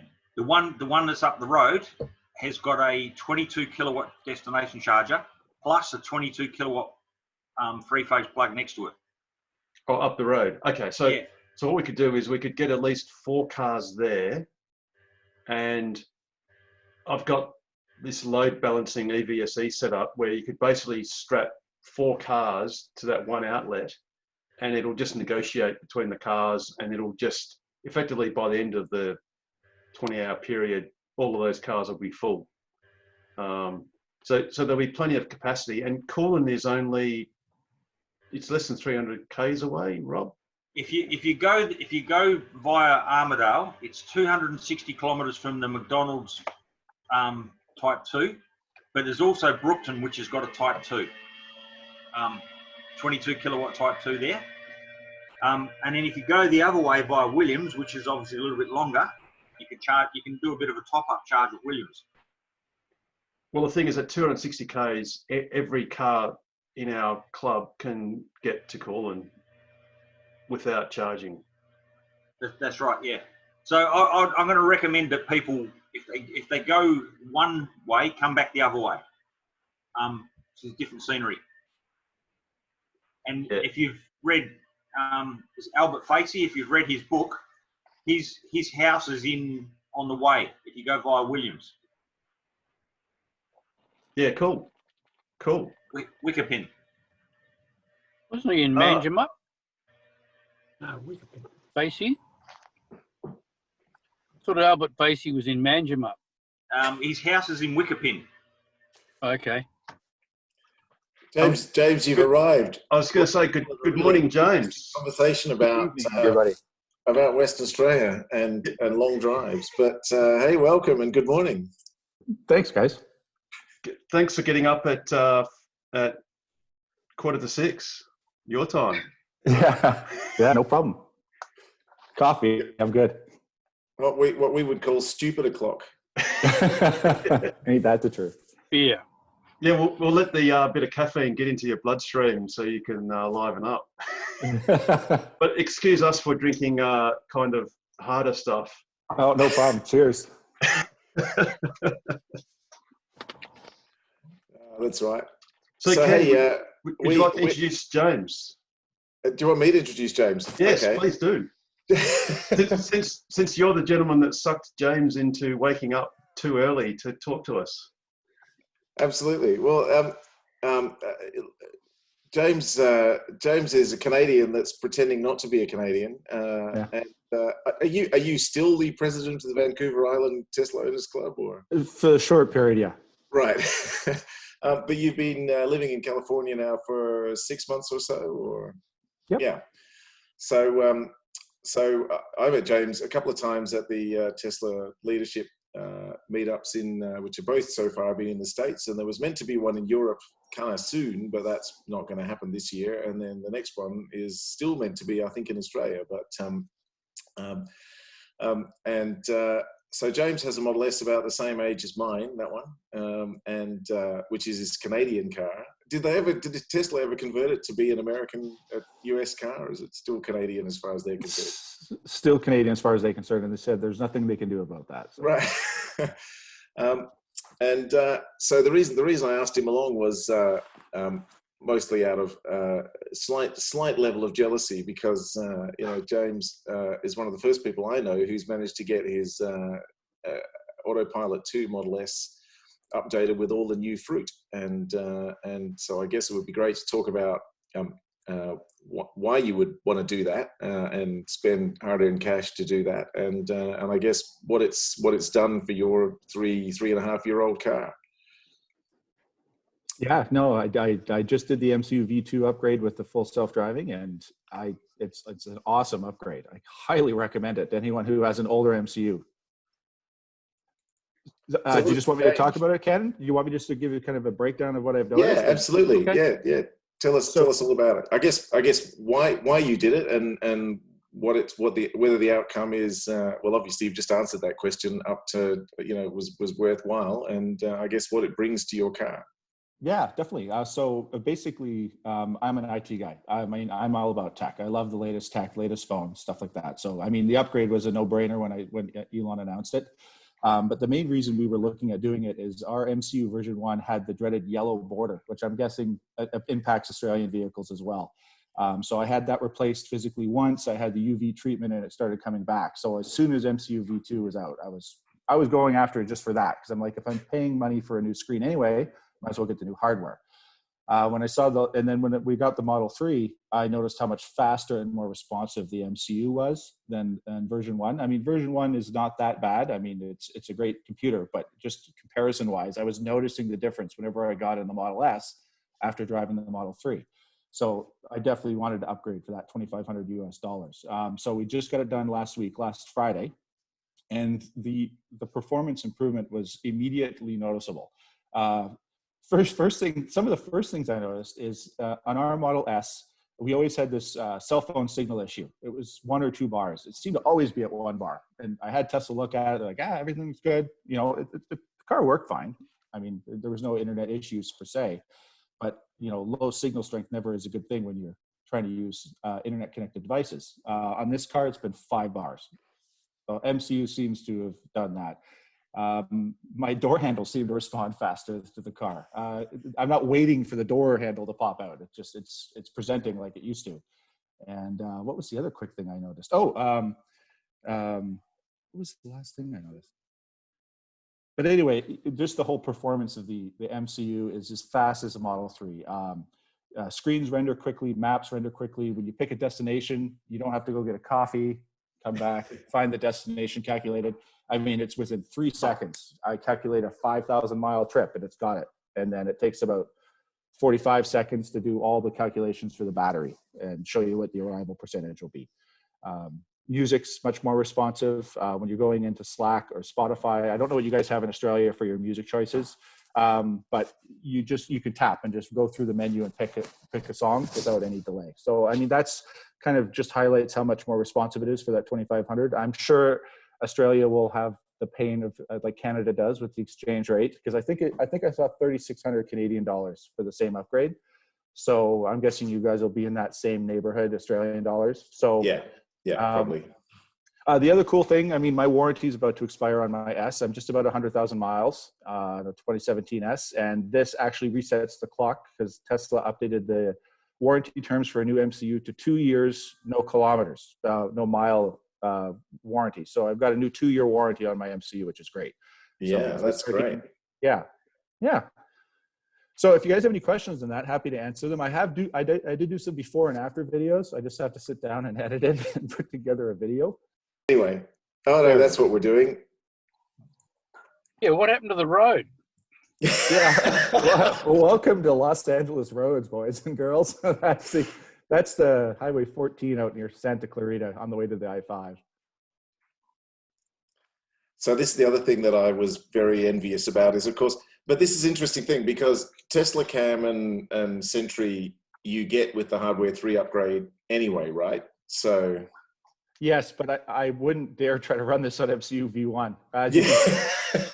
As you can see how responsive it is there as I'm clicking through options. There's no delay. Obviously, there's a lag with the internet here, but it's very responsive. The only thing I noticed, if you can see, is the colors are off on the cameras, especially the quarter panel cameras. See, that's a red card. It comes off as orange. But it's called NTSC. Yeah. Same color twice. Yeah, it's actually because those cameras are only RCCC, so they have a red pixel and 3 black and white pixels per pixel. So there's no green pixel to discern green. So it's basically colorblind to blue and green. Yeah. So and I guess but you can get those color. You can get those cameras changed if you want to, but you don't really need to.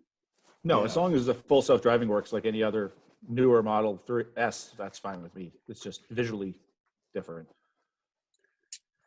Yeah, absolutely, and that's awesome. I do like the scene where this tweet was one where you're showing that was it the Corvette almost hit the other car?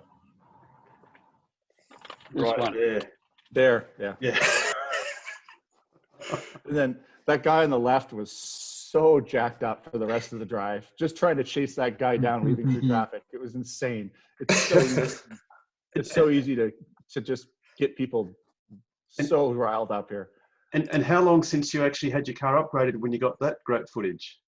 Oh, that was, I think, the next day. LA traffic, man. You can get that any day of the week here. Which just goes to show what an awesome feature that is, you know. It is. Yeah, that's one of the best features. I mean, just that alone would be worth it just for security purposes of the car. So, I mean, it's a lot of money, but I mean, when you're talking about your car and someone dings it and walks away or, anything like that, it's, it can save you a lot of money in the long run. I do have one question. Hi, James. If you'd had AP1, so some of us, are still on AP1, would you have spent the money and made the upgrade? Honestly, I probably would have. I definitely recommend it for anyone that is going to get FSD. I haven't heard anything official yet, but one of my friends up in Calgary, Alberta, Canada, he kept the MCU V1, and his MCU V1 is lagging, but it's looking like it's the dreaded EMMC issue. Yeah, it's like I had to reset the reboot the screen while I've been sitting here because the menus of I go through the settings and it doesn't refresh. But So yeah, I'll probably be doing it for that reason alone, even though I've only got the the one camera. But I just wondered, whether you would have done it. I mean, we're probably, it's not worth us, paying for an MCU1 repair, every time. It's probably worth biting the bullet and going for the upgrade. But I just wondered whether you would have done it. I probably would have. Yeah. It's an interesting call. I mean, Tesla have now, well, I know it's certainly within the owners channel. I think it's public knowledge now that there is a rework version of the MCU1 now. So they're not charging the full price for the replacement, which I think is I didn't know that.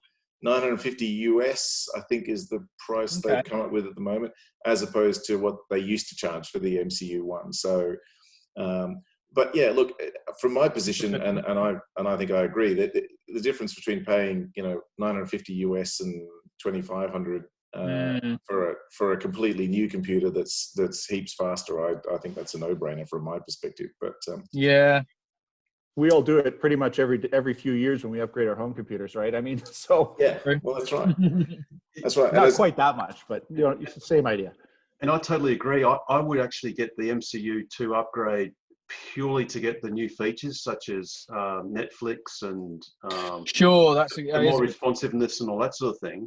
But I'm in a similar position as, well, fortunately a better position than many, in that my car is out of warranty and my MCU is still holding on, but only barely. It's literally about to die. And I guess what I desperately want to do is, if and when it dies, I either want to have it replaced already or replace it with MCU2. What would be diabolical is if I had to pay $3,000 to replace it with an MCU1, only to then a few weeks later or a month or two or 6 months later be offered the upgrade for another $3,000. So like James says, we change these things as soon, because you get some new feature, which is kind of almost pointless, but you just want it. But sadly, the MCU1s have got this deadly design flaw that will kill every one of them eventually. Unfortunately, actually, James, it might be of interest to you. My Model X was delivered along with two others in March in 2017, and they were the first three in Western Australia. So one of my sister cars, that has done half the kilometres that mine has done, that MCU died about 3 weeks ago. Really? So it had done about 66,000 kilometres, and mine has done 138. And that one's died, and mine is just hanging on. Interesting. So it's one of those random sort of things. And Rob, your model, your P85D has done 200,000 kilometres. Is a 2015 model, and it's still working. Yeah, it seems to be really hit and miss with these failures, doesn't it? It doesn't have any discernible pattern, other than that we know it's the rights to that EMC card. But I guess maybe Tesla's logging too much more on those cars for some reason, or doing some kind of observation maybe on those cars and triggering it. Who knows? Well, it's funny because you hear this anecdote that with the club leaders, where they say that their members, every time there's a software update, another subset of members lose their cars, or as in lose their MCUs. Yeah. And it's funny because the other day I had 2 software updates in a row, like daily. And I'm thinking, stop doing it, Tesla, because I just don't want it to die yet. Yeah, I understand Tesla officially announced that they've resolved the root cause as of 2020.20 firmware, that they fixed the amount of writes due to the debug logs. So hopefully that slows the degradation for a lot of owners. Hopefully. I guess it's literally a case of, it's a bit like sunscreen. How sunburnt did your car get in the past to what it's going to get now? And is there an underlying problem for some of those cars? Yeah, definitely. But how did you go with the install? Was it something that a mobile service tech did, or did you have to put your car into the service center? I had to take mine into the service center here in Burbank, California, but I know in Canada, everyone on Vancouver Island, they're getting it done by mobile service. So I was actually very surprised that they made me go to a service center here because they're just slammed with cars. I don't know why they didn't pass it off to mobile service, but they required it in the service center. Cool. And how long was it? Just a day service or overnight? PM the same day. So they did it insanely fast. And that was the MCU and the hardware 3 all at once. Yes. Fantastic. Fantastic. That is so cool. See, we're just sitting there going, oh, we just, can we just post our cars to you? And can you just like, just get them done? Yeah, they definitely seem to be actually a little short on parts, and I think that's what a lot of the delay is. COVID-19 has probably delayed part production quite a bit. So, does anyone know? You guys know where they make their MCUs? Because no. Should find out. I think it's in the States.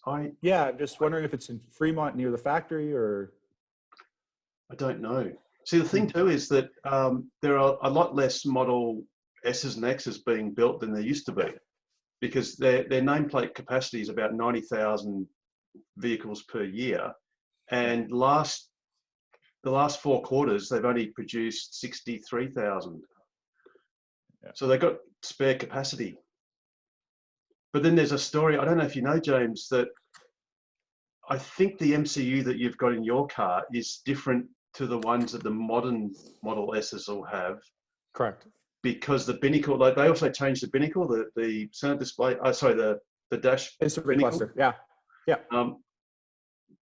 Because because the binnacle has its own processor, so you've got to basically change that as well.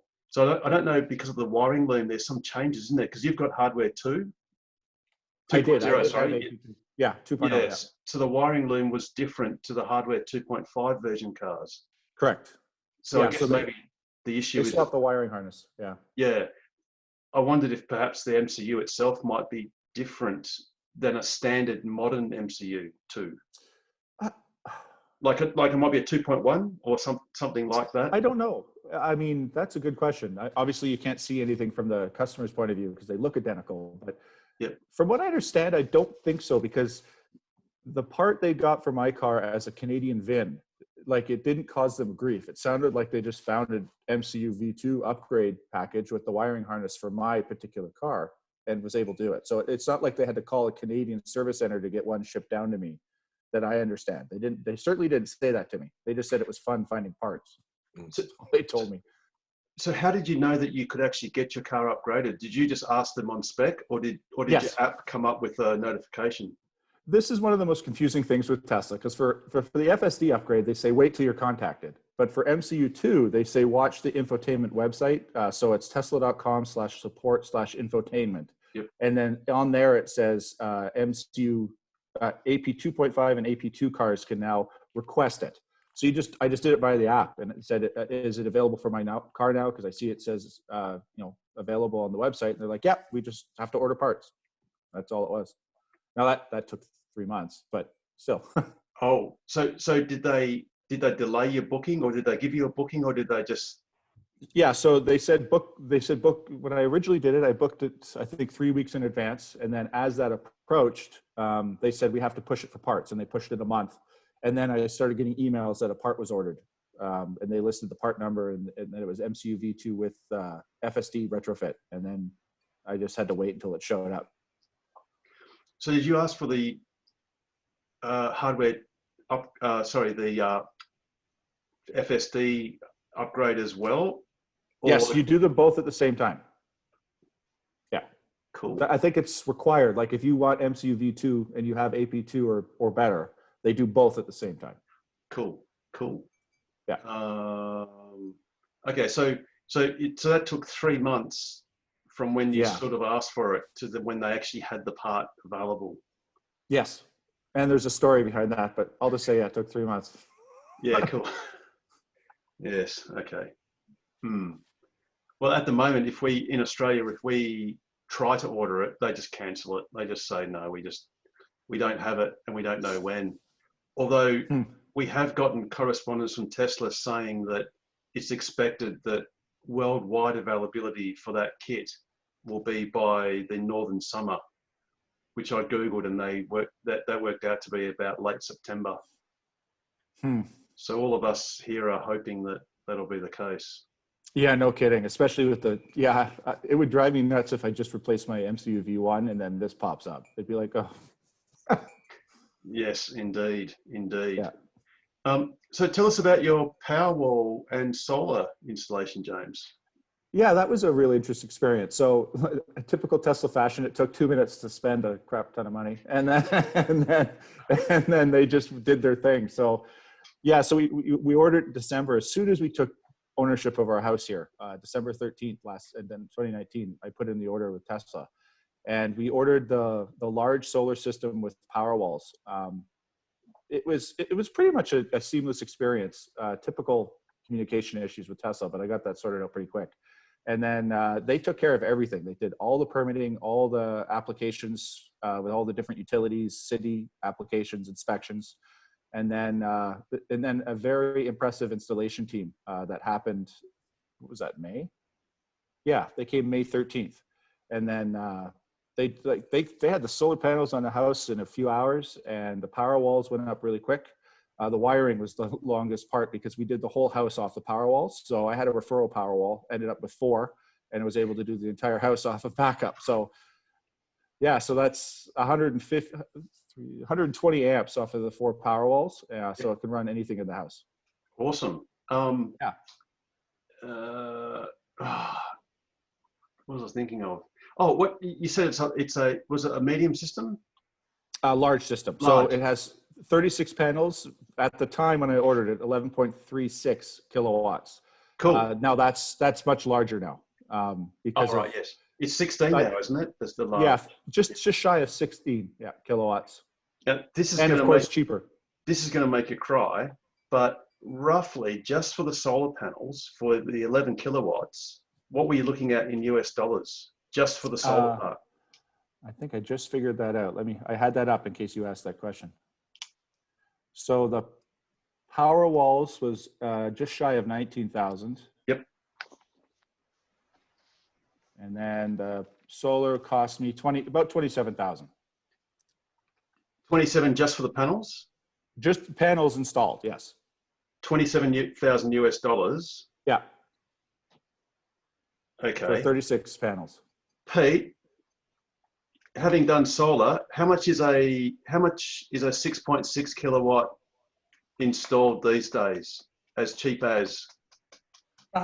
Yeah, obviously depending on the brand, but the cheapest that I've been able to find is about $2,500. So for James, that but is a quality system about 8 to 10 grand. That's $1,750 US for 6.6 kilowatts. Yeah. So let's double that. That's 3,500 US. Yeah.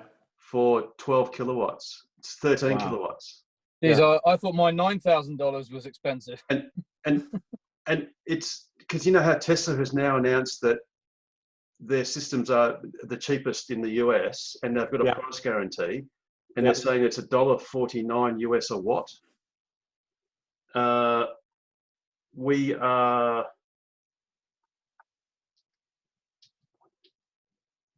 not. And you have to do your glow calculations faster than that, Harold. 39 cents, Harold. Is that you? Is that Aussie? Yep. 0.39. That is 27 cents US. How are you guys getting such cheap solar down there? That's after incentives, so that'd be about $4,500 Australian in solar credits. I haven't included my credits. Yeah, I'm going to get a 12.5 credit on that too. Yeah, so that would bring the two systems a lot closer. It would, yeah. So that mine would drop by 12.5 after James, the federal credit. How big was did you get 1, 2, or 3 power walls? 4 power walls. It came with 3, but I had a free referral, so I've got the signature red power wall in there as well.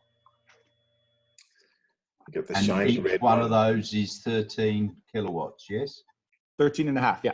Yeah. So how do you go as far as using, can you, with your 11 kilowatts of panels, does that get you through the whole day without drawing from the grid? Yes. Except for your car, of course, but for the house? Yeah, so basically, like I'm checking right now. I don't know if you guys will see this, and you guys have all seen it. But so I've used 39% of my power walls to make it through the night here in California. Wow. So that includes running the central air here, central AC, because it's, as you guys know, in Australia, it gets hot even at night still. So, what's your temperatures at the moment, James? Right now we're sitting. Daytime we're hitting about 33, 34 Celsius, and at night we hit 17. Yeah. Mm. Cool. And do you keep your aircon on during the daytime or only when you're home? Yep.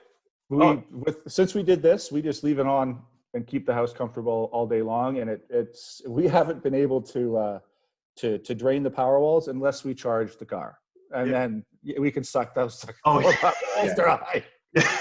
You can suck those babies dry in no time. Yeah. So I've been trickle charging our ass, because if I let that thing charge off of this, it's going to drain them. Yeah. 4 power walls. Yeah, it's awesome. I can't wait for Tesla to improve the size of these power walls and make them cheaper. Because I mean, when you have a Model 3 and a Model S, you have to. I mean, it's not a big deal. We can still make it work. And then we just buy cheap power from the grid if we want it, if we need to charge quickly. I mean, in the grand scheme of things, it would cost us like $4 in power. So yeah. Right, but in summertime in California, you'd be generating what, about 40 kilowatt hours over the course of the day? Almost 70 kilowatt hours. Almost 70. Wow. Okay. Yeah. So you would have leftovers after you finish charging the batteries that you can poke into the cars, right? Yes, exactly. It depends what we've been doing. Yeah, but like I just did a test session where I put 15% into the S, and I drained the batteries a little much. We didn't quite make it through the night because I left a little buffer in case they shut down the power grid or something like that. I didn't want to drain the power wall. And then we switched to grid power about 4 a.m, and then so we were off on the grid for 2 hours until the sun came back up, and then I let the batteries fully charge again yesterday, and then now we're back on our cycle with the sun. So about 11 a.m. when we hit close to peak, I'll start charging the S again, and pull less out of the battery, use more of the sun, and should be able to make it work. It's just figuring out that pattern of charge cycle with the sun and the power walls and how much you can get away with. Yeah. Eventually, you'll be able to get the Wi-Fi HPWC. I've got that. Oh, you got that? Yeah. Oh, wow. So it came out just as we bought the house, so it was available when I was looking to install. So I've got that installed as well. So right, but does it talk to the power wall, or does it? Not yet. Right. It will. The Powerwall asks how much you want to charge your cars in a power outage. So I've set it for 20% max from the Powerwalls it can pull. But apparently that only works with Model 3. I don't know why, but it only works with Model 3 to date. So they must talk to each other and limit the amount of kilowatt hours they can pull. Right. Oh, that's really interesting because there's been lots of conjecture about how advanced they'll make the interplay between the Wi-Fi, HPWC, and Powerwall, and all that kind of stuff. So at the moment, you can already set a limit on how much you can draw from the battery. Yes, but only during a grid outage. So it doesn't do anything. They assume you're going to manage it if the grid's out. Yeah. Right. Yeah. So in other words, if you were charging and there was an outage, you could tell it to provide up or down to 20% of the Powerwall's capacity. And that would be all 4 Powerwalls, I presume. Like they're all parallel. Yeah, they're all interconnected as one entity. Yeah. Yeah, cool. Yeah. So that way you could make sure you had enough charge in your car to flee. Like say if there was a fire, earthquake or something, you could. Yeah. Cool. Yeah. That's awesome. Yeah, but what's really interesting is they run everything in percentage, which, for a lot of people, they can do the math and quickly figure out what they're doing. I'm surprised they don't speak in kilowatt hours with a lot of this. They should say, I want to pull it, show you have that 53.5 kilowatt hours. I want to allow 10 out of the pack so that people can say, oh, wait, 10 kilowatts is going to be this to my car. This 10% on a Powerwall is not 10% on a Model S. I think they dumb it down for everyone. Yeah, I'd love to have that as well, because I'm always doing the calculation. Like, okay, 33% of 13.5.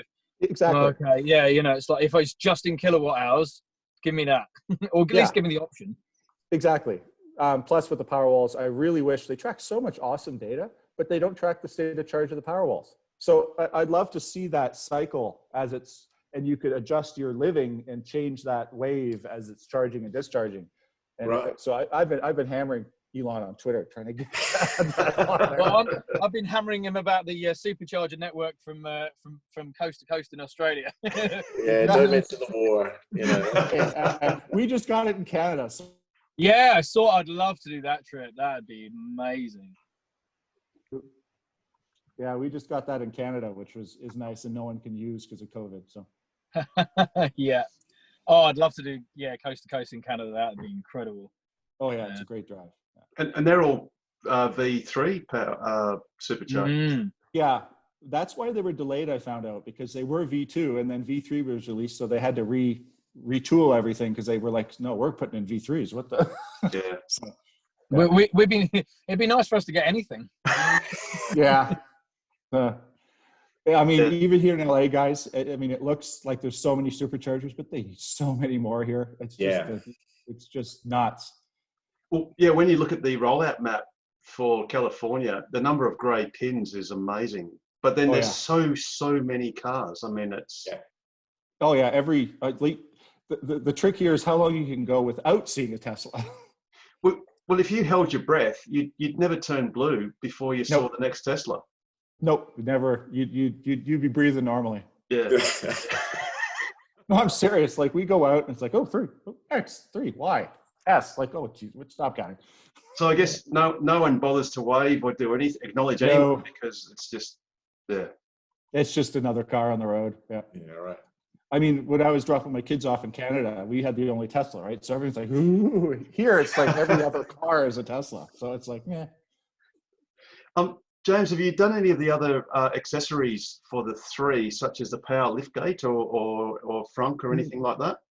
Not yet. My warranty expired on the 3 because of mileage. So I always wait until I'm out of warranty because I don't want Tesla to have to say, well, you installed this accessory. So, so I've been thinking about it. I'd love to do the power liftgate. That power frunk is pretty cool too, but I don't know if I'll do that. I don't really go into the frunk much anyway. So, yeah. Have you guys been doing a lot of those out in Australia? Doing a lot of those aftermarket accessories? I don't have a 3. Anyone else? No. You see, unfortunately, I think I know one person that's done it. Yeah, that's about it in WA. No, it's impressive to see the number of upgrades people do here in California. It's a really good sign for the car that so many people are modifying it and upgrading it and making kits for it. So, in Australia, the problem is everything's ex-US. So there isn't like a local setup for that yet. And obviously our penetration of cars is a lot less than the States. What's your current estimate in Western Australia for Teslas? Ken, is it 700 roughly? Yeah, it'd be in that kind of ballpark. We're slowly sneaking towards 1,000 vehicles in WA without a service centre and no supercharger in the capital city. So I reckon that's still a pretty good effort. But no kidding. We've got one supercharger in the whole state, and it's down south. Yeah, that's right. Yeah, and the landmass is around 1/3 of the US. Yeah. Yes, well, we host the world's most isolated supercharger station. We were gazumped by Kazakhstan when there was one supercharger installed, but then we regained that title when there was a second supercharger location put at the other city in Kazakhstan. So I feel another tweet to Elon coming on. Well, don't worry. I've been bugging Elon about that because I'm like, Kazakhstan, dude, and I can't even get to Canada. Like, really? Yeah, that's right. You guys could do that in Australia too. Like, Kazakhstan, really? I think Elon's regretting saying okay to Jason a long time ago. Yeah. We got one guy say okay to and then not follow up on. Yeah, that's right. So I'm sure Elon's got him blocked now, 'cause Good on him. I like it all. Oh dear. What else? Oh, so James, how long ago did you get your solar installed? It was finished May 14th, and we got permission to operate July 1st. Wow. So it took 2 months to turn it on. Yeah, well, that's the utility. Right. It was, guys, it was. So you'd think in California the utility would be pro solar, but no. So we get the permission to operate. I'm worried about the city inspection being the slow part. The city inspection was within 5 days, and they're like, "Yeah, sign off. It's good to go." And then we're like, "Oh, great! So PTO should be next week, right now." So it goes to, it's called Southern California Edison for us here. It goes to them, and they say, paperwork received. We have 15 business days to respond to the next phase. I'm like, 15 business days? That's 3 weeks. And they take 12 of those business days, and then they punt me the paperwork. So we sign it, sign, go. We're like, okay, we have 15 business days to respond to your signed paperwork. And we're like, oh. So the bureaucracy of the utility was just insane. So eventually I stepped in and kept putting pressure on them to move it forward because they were just dragging their feet. I seem to remember talking Tesla at the podcast. They were talking about that. So I think a few of us that have been listening to some of the California-based podcasts do have an inkling that, it seems to be a nightmare over there. Yeah, and it is. And when I had told Tesla, I said, what is with this? Why is it so difficult? They said SCE is the easiest utility to deal with in California. So I just shook my head. I'm like, that's insane. And the other thing that delayed ours slightly is because we had the three plus power walls, it pushed us into commercial. Because here in California, anything over, I can't remember the kilowatts, triggers a commercial grade system. And so we had to have dual cutoffs outside the house, one going in and one coming out of the meter. And then we have a second meter. They won't do it off of 1 meter here because they want to make sure that we're not selling power from the power walls, which is illegal in the United States. Yeah. Yes. So unless you don't have solar. If you don't have solar, you're allowed to use the power walls off, because we can't even charge the power walls off the grid. It has to be 100% exclusively solar charge. So because they don't want us buying 15 cents a kilowatt hour and selling at 42 and becoming our own little. Because I can buy it for 15 cents a kilowatt hour, but then sell it back for 7. So that would, you're losing half. So you wouldn't do that, but So what you're saying, James, is that you can't be your own auto bidder, and you can't buy low and sell high. I guess not. Just a quick, as I was saying before about our service center, just so that you know what we mean. This is the service center, right? So you can obviously see there's a couple of Teslas. That looks like Van Nuys. Well, what's ironic is if we just spin around, the neighbors are very quiet. It's a graveyard. Yeah, it's at the dead center of town. Oh, you've been working all night on that one, haven't you? And that is our service center. It hasn't even got Tesla's name because they don't really want to publicize that. They're too embarrassed about it. Yeah, too embarrassed about it. Oh, it does now, Harold. There's a little red Tesla sign just above the number 44 on the left of that gate. Oh, really? Yeah. I was there today. I took a photo of it. I'll send it to you. So that's what we've got. But to Tesla's credit, they have actually got about 7 techs now, whereas about a year ago there was 1. Yeah, so they have expanded, but the premises are a bit lacking.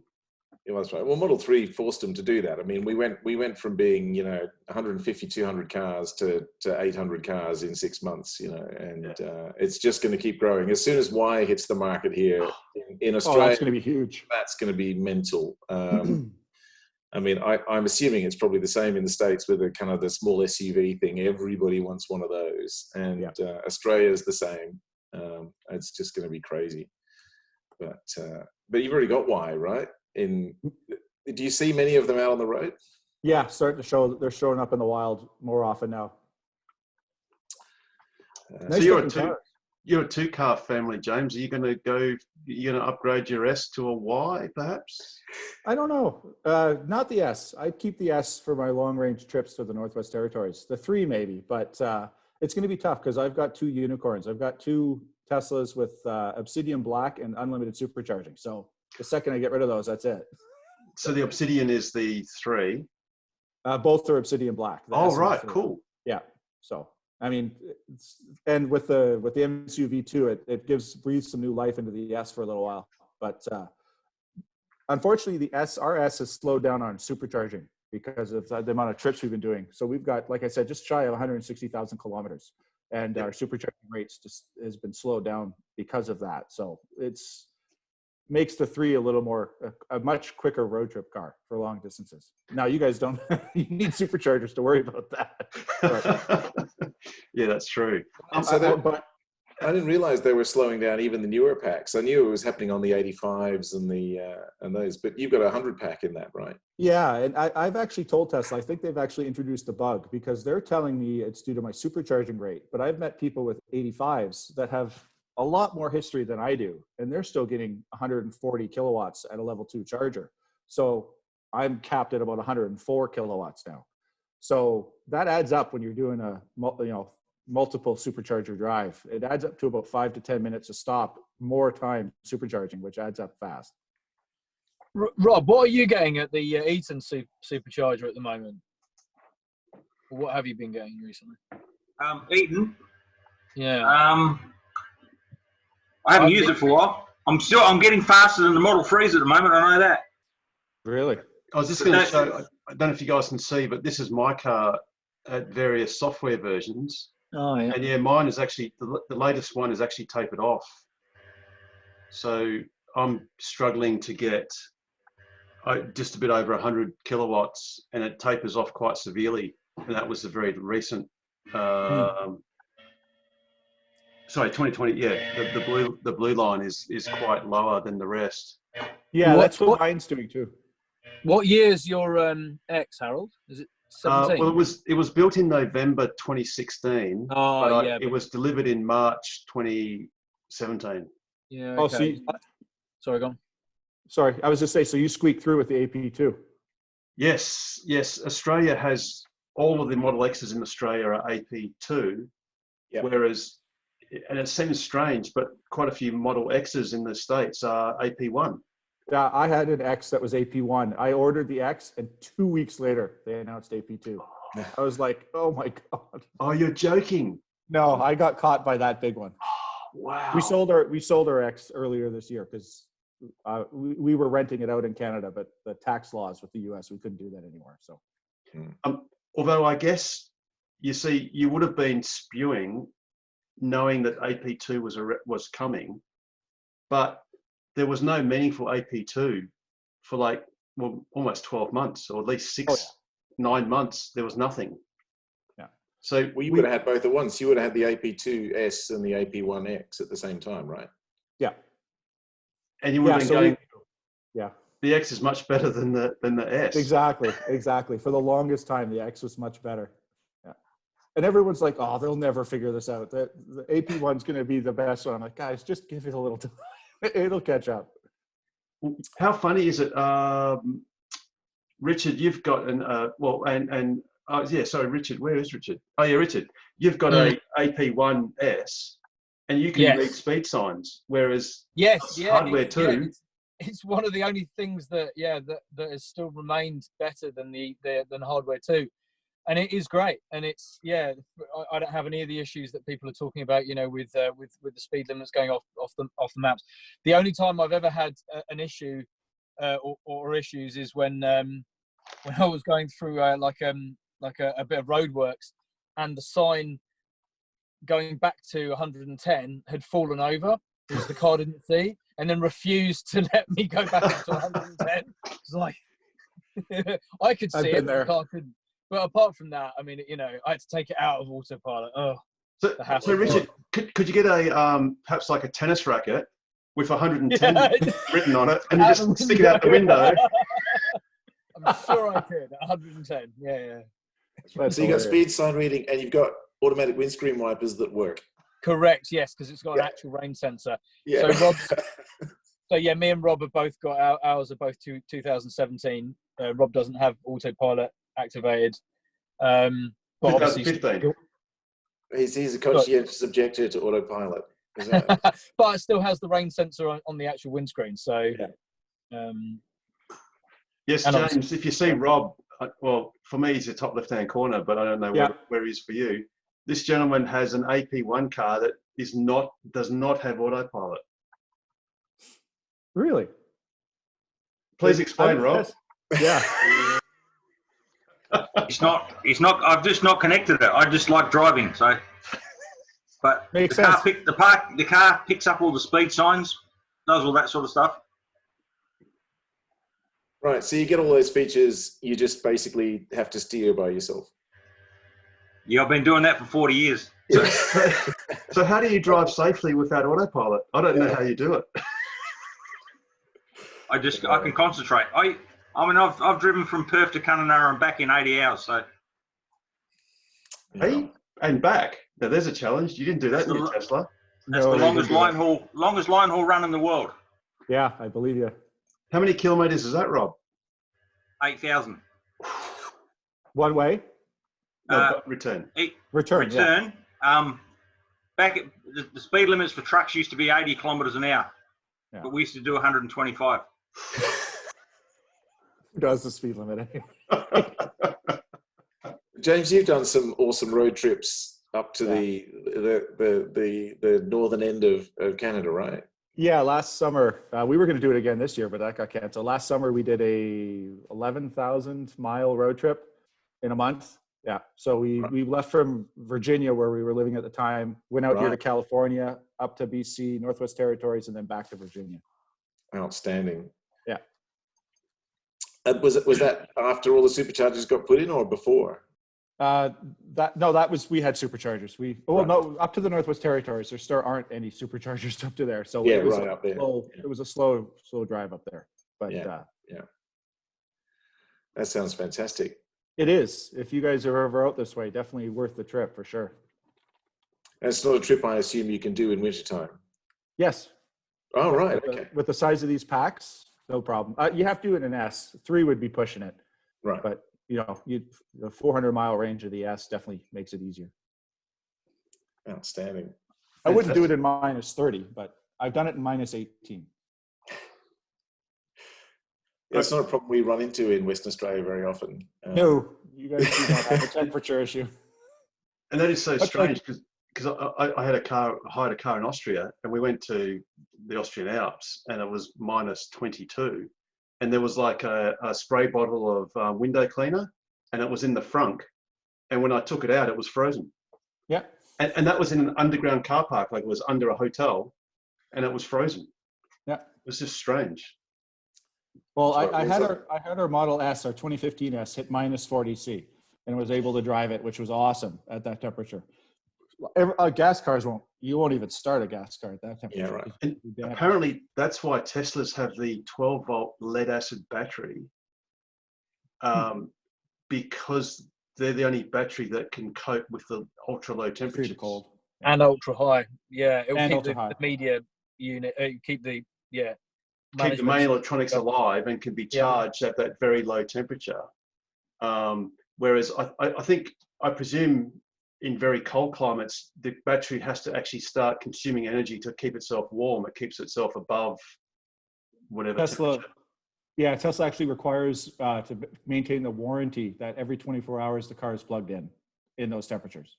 Oh, right. Wow. The heating system will keep the battery warm, but it will consume battery power. So you'll brick your battery really fast at those temperatures if you can't plug it in.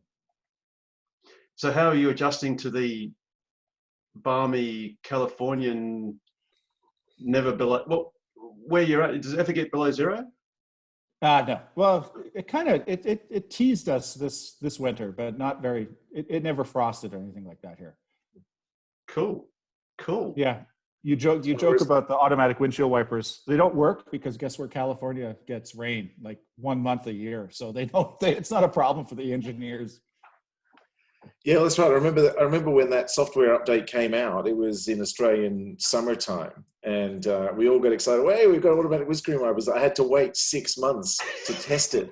Yeah. And I remember one day it rained, and I was so excited because I could turn on the automatic windscreen wipers, and then it didn't work. Yeah, they didn't work with traffic. Yeah. Now, they're better now. They're improving, but that first round was just horrible. I had to flick it to manual because I was like, this is useless. Yeah. We sometimes you go into shadow and it would just turn on by itself. Oh yeah, it would go nuts. It would just start going nuts. Yeah. Out of interest, has anyone been losing a few Ks of range overnight here during winter recently? I wondered if it was because of the cooler ambient air that the battery was warming itself or keeping itself warm. Has anyone else had an issue like that? I've had a case where I've charged my car to 90%, and then sometime later it shows 92%. Yeah, I've been having that one. And the only thing is I can surmise is that the pack was cool at the 90, and then it warmed up, and then it shows 92. And I think you can get the reverse where it might be 90 and then it shows 88. Okay. Not from vampire drain, but because of temperature difference. So are you getting the same thing, James? Yeah, I was actually, when you did that, Harold, did you set set it to 90 via the app or in the car, or was it set to 90 all the time? Because I've noticed whenever I have that, I've changed it in the app, and it's like it doesn't lock to that, and it overshoots sometimes. I've noticed.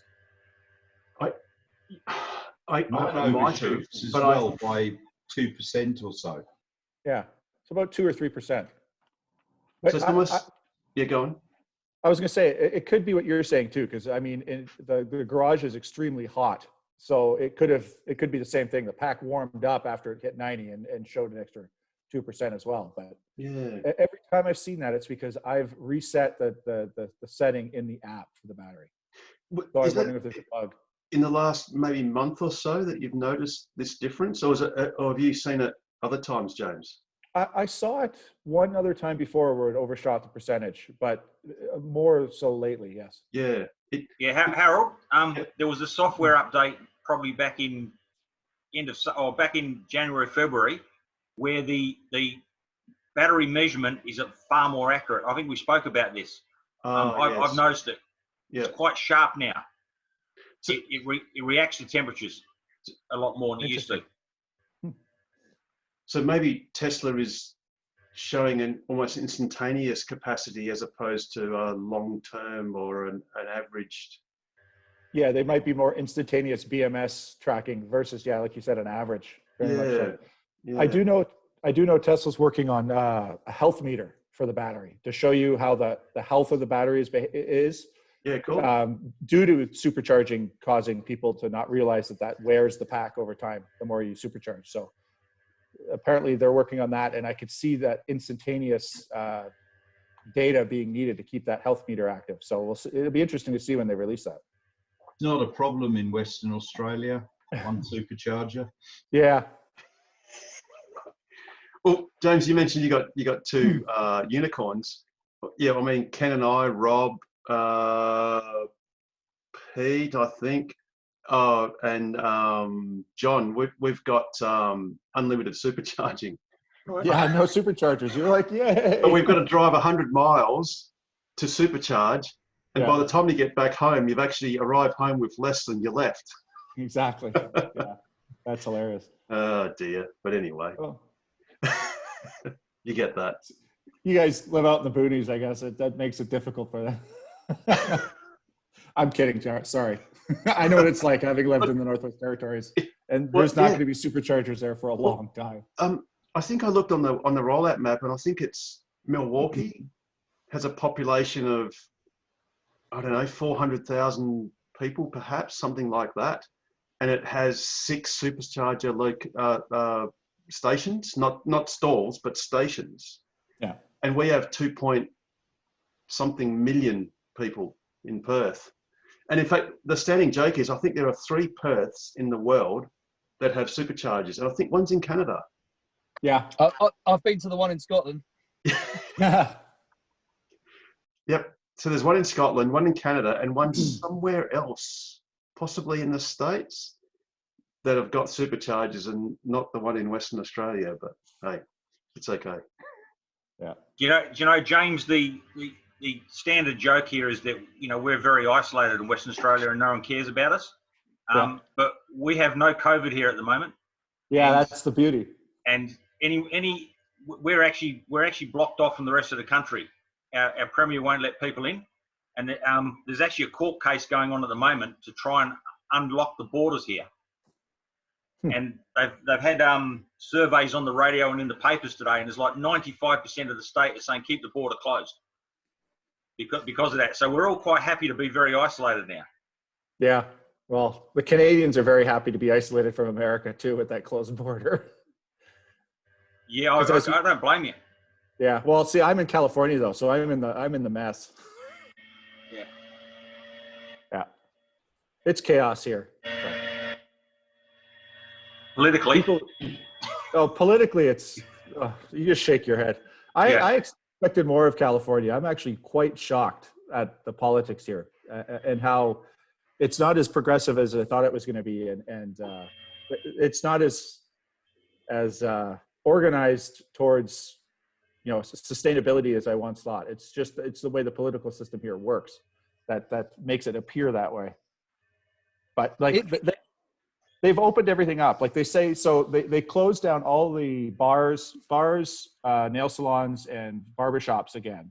But then 2 days later, they opened it up for outside use with rising COVID numbers. So I'm like, well, if you're opening it outside, they're still not separating outside when you're at a bar. Everyone's there with their mask off drinking. So.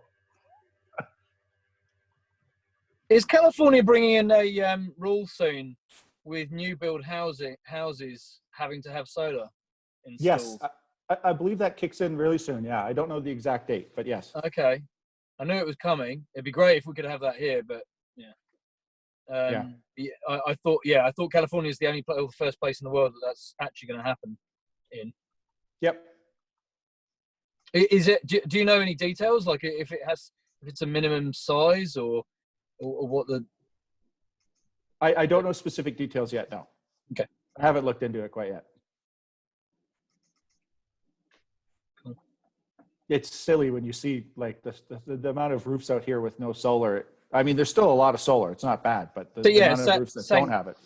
Same here. It's just crazy how many they're on. Yeah. Well, James, what we do have in Western Australia is quite a few mega packs have been installed around the suburbs. Because power packs, Rob. Power packs. Sorry, yeah.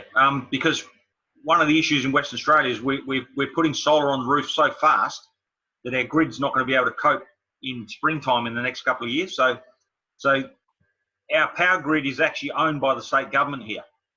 It's called Synergy. So they're installing these Tesla packs around the suburbs to soak up that daytime solar, which is good. So there's another joke that we've got more power packs than superchargers around here. Stuff it, Rob. By many folds. 8 of them now, according to the last count. 8, Rob, was it? you were counting them, weren't you? Yes. Yeah. It's about 7 or 8. Yeah. Well, I believe Tesla's doing a new project in Nevada, which is 800 megawatt hours of storage at a new solar facility, which will be done with mega packs, which is awesome, because that's more battery storage than they sold last quarter. That's twice as much. So last quarter, Tesla sold 400 megawatt hours of battery storage, and they're going to, on one project in Nevada, they're going to install 800 megawatt hours. Yeah.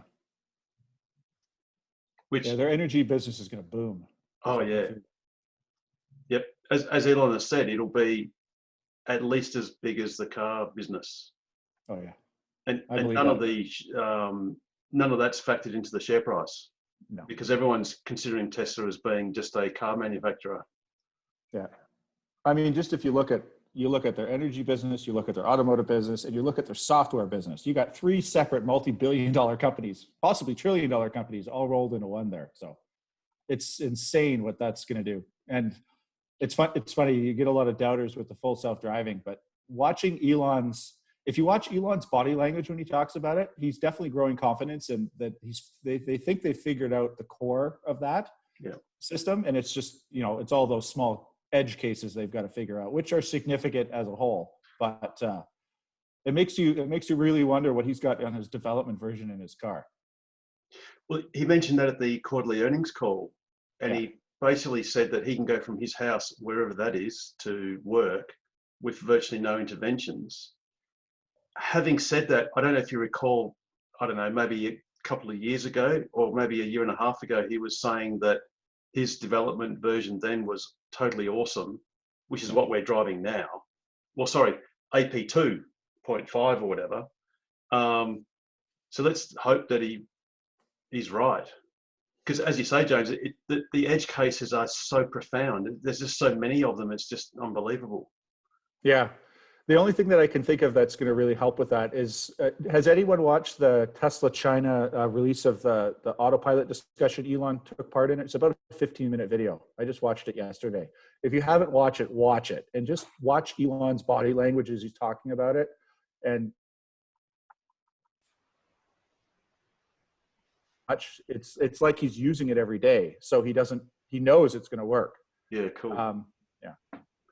Well, he did describe it as, the current system is is 2.5D with very basic images with not very well correlated time frame to basically 4D with surround video.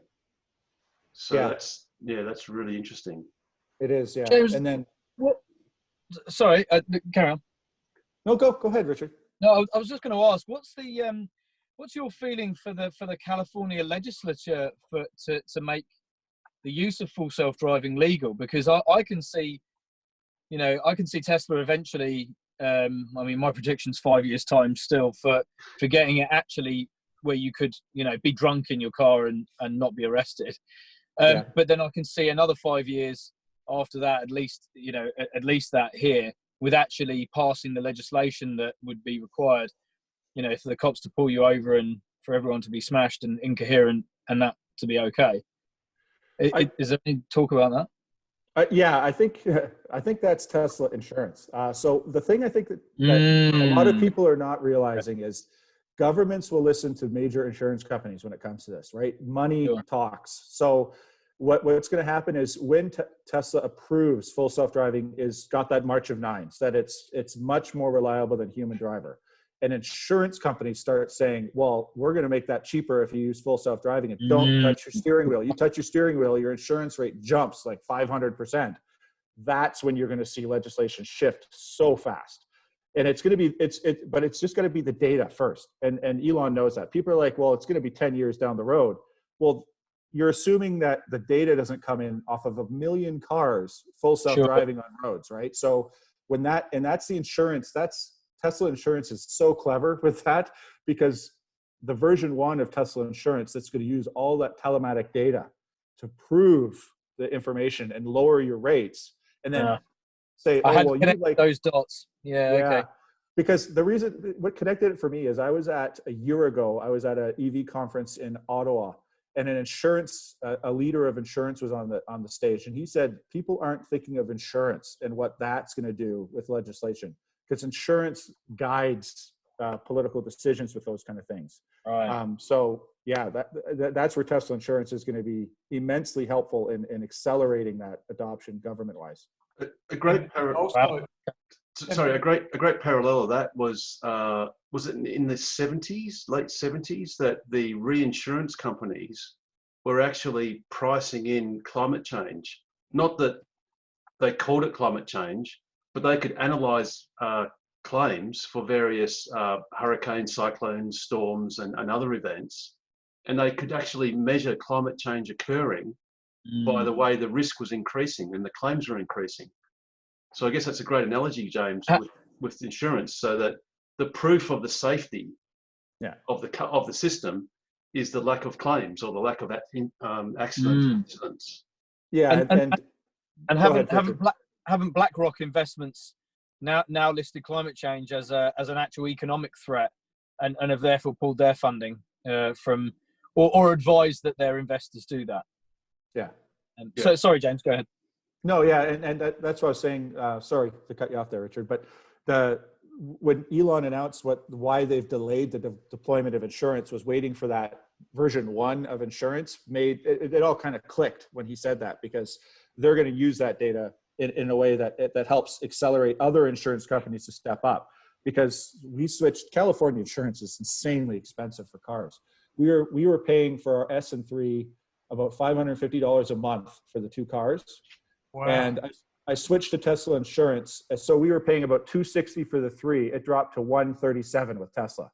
So, I mean, that's a significant insurance savings to get from Tesla over insurance. And then Tesla knows their cars. So, I mean, if I get into an accident, they're not going to tell me to go to a third party. They're going to send me to Tesla to get the thing repaired, right? So that's kind of where they're heading with this. And that I just can't believe that savings. Just a quick point of reference, James. In Western Australia, we're fortunate to have a very we got one of the automobile clubs like AAA, and they charge us approximately $500 US per annum for insurance. Yep. Yeah. And that's in for Canada, an S, X, or a 3. Yeah, in Canada, I was paying $1,200 a year per annum for each Canadian. car, roughly. Yeah. Canadian, That's not terrible. But no, it's not. But those were going up. But before, when we first got our cars, they were about $900 to $1,000, and then as people started totaling and wrecking Teslas, that rate started going up. So, yeah. Yes, indeed, because they're expensive to fix because of the aluminium bodies. Yeah. Yeah. And people were doing stupid things in their Teslas. Because they do 0 to 100 in 3.2 seconds. Exactly. Especially if your wife turns into the carport too quickly and crunches the quarter panel that has the charge port on it. Oh. Well, I got one for you. My mom was driving her X, and she had it wasn't an uncontrolled acceleration. Her foot slipped off the brake and hit the gas accelerator. Yep. Right into a bank wall. Oh, God. It wasn't a write-off, thankfully, because the curb moved the energy up. So yeah. X jumped and landed on a bollard. Flower bed that was concrete lined. So it just destroyed the nose underneath the hood. Like, it just destroyed the nose. So that was a $60,000 repair. Whoa, 60,000. Well, it was 60 grand because when it hit, the ripple moved all the panels and chipped every panel. So basically, they had to paint the car. Yeah. Oh. Plus, it needed the whole. Okay, I'm going to be quiet now. Yeah, we missed the battery. Right, it just missed the battery. So my first call was to Tesla after making sure my mom was okay, saying, "How's the battery look?" Because I was just like, "Oh God, don't turn into a fire! Don't turn into a fire!" So tell me, James, I presume that with the replacement car, or with the repaired car, that your mum has enabled the obstacle-aware acceleration setting? Oh yeah, well that showed up a month later. Because of course I gave some feedback to Tesla saying it wasn't unattended acceleration, total user error, but could you do this, please? Because it was such an innocent mistake, right? Your foot's on the brake, it slips, and that car does not give you a second to think about what that means. So your brain can't process you can't. Cognitive dissonance. Yes. Yeah. And what was amazing is not an airbag deployed, because it was, the action was not straight in, it was fall, no airbags deployed, and thank God no one was walking on that sidewalk in front of her. Oh yeah, indeed. Yeah. Yeah. So, but I mean, that's how innocent a lot of these things are. And I can see why people would be embarrassed and say, no, the car did it. Because to admit what you did is embarrassing, obviously. And I know my mom was really embarrassed for a while, but I'm like, hey, you're okay. It's just a car. Live and learn. She won't drive anymore. It scared her that bad. But yeah. So, I mean, but the fact that the car protected her, she had no injuries, no airbags deployed. Yeah. It was a significant accident. That's why we have these cars. One of the main reasons is the safety of these. They are literally the 3, S, and X are the top 3 safest cars in the world. And I can't wait for Cybertruck, because that thing's going to be a tank. So So pray tell, I do presume you've put up the $100 for a reservation. 2. $100. 2? Oh, I got 2 ordered. 1 Canada, 1 US. Ah, So, I yeah, thought you might have a spare one because just in case, you know, you could wrap one in one color and wrap the other one in something else. Yeah, right. Yeah. No, it's. I was at the reveal. I mean, Yes. that was quite the truck to see come roll onto the stage. But it's grown on me because. So tell me what you thought when you first saw it. They're joking. Everyone thought that. I thought it was a gag until okay, that's hilarious. But when are you bringing out the real one? You know? Where's the real truck? Yeah. My wife texted me because I was near where you were, James, and my wife texted me because she saw the live stream and said, "Is that it? You've got to be joking." And then she goes, "And no, you're not buying one."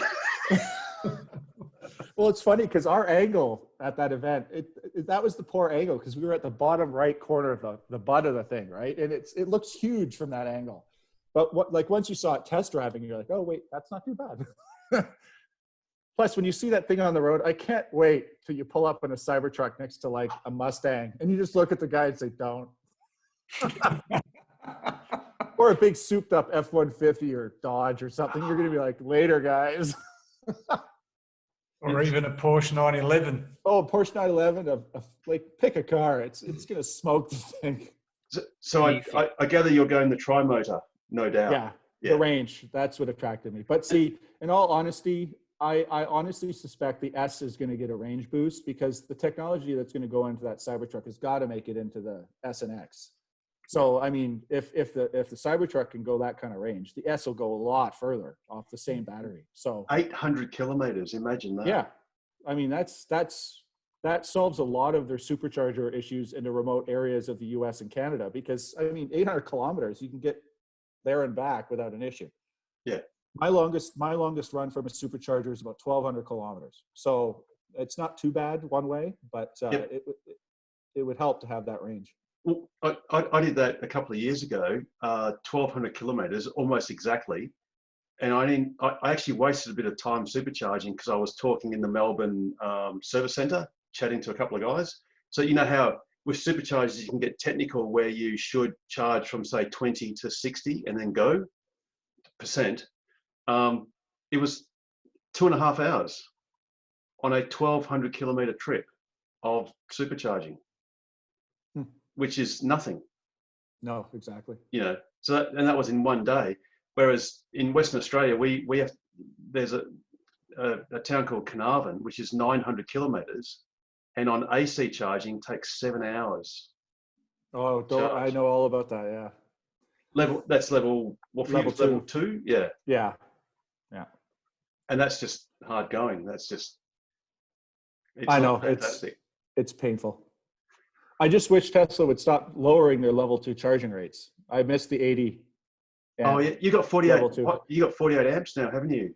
48 amps in the 3 and 72 in the S. That's the other thing that slowed me from upgrading the S. To drop to 48 amps, that's going to add so much more time on level 2 charging to get north. It's just painful. Yeah. And even though ironically the 3 is a lot faster on the version 3. Yes, much faster. 250 kilowatts. Yeah. Well, for a few minutes. Yeah.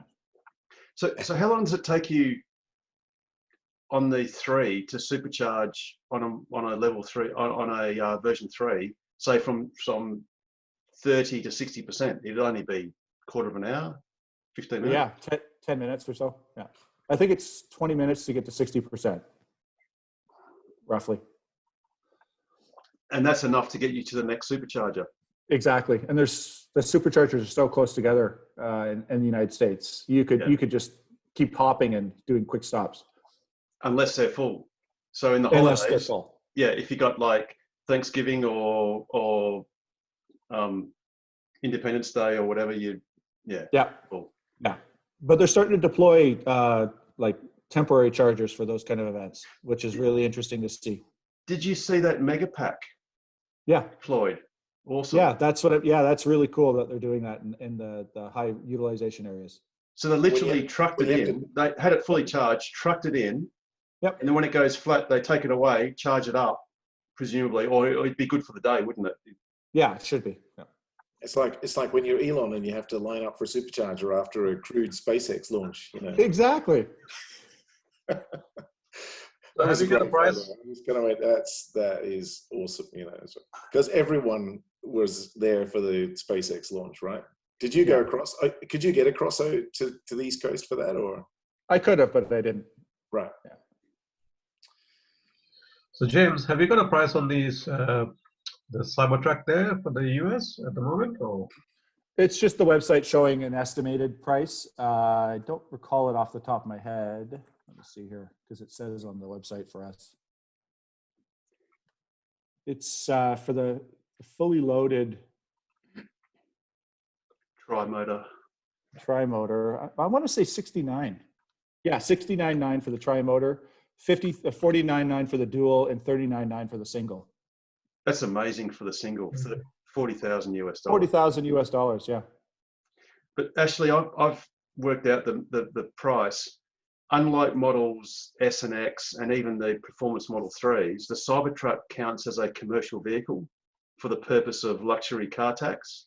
Yeah. So at current exchange rates, the dearest version of the Cybertruck should cost approximately 135,000 Australian dollars, which, James, might be similar in Canadian, roughly.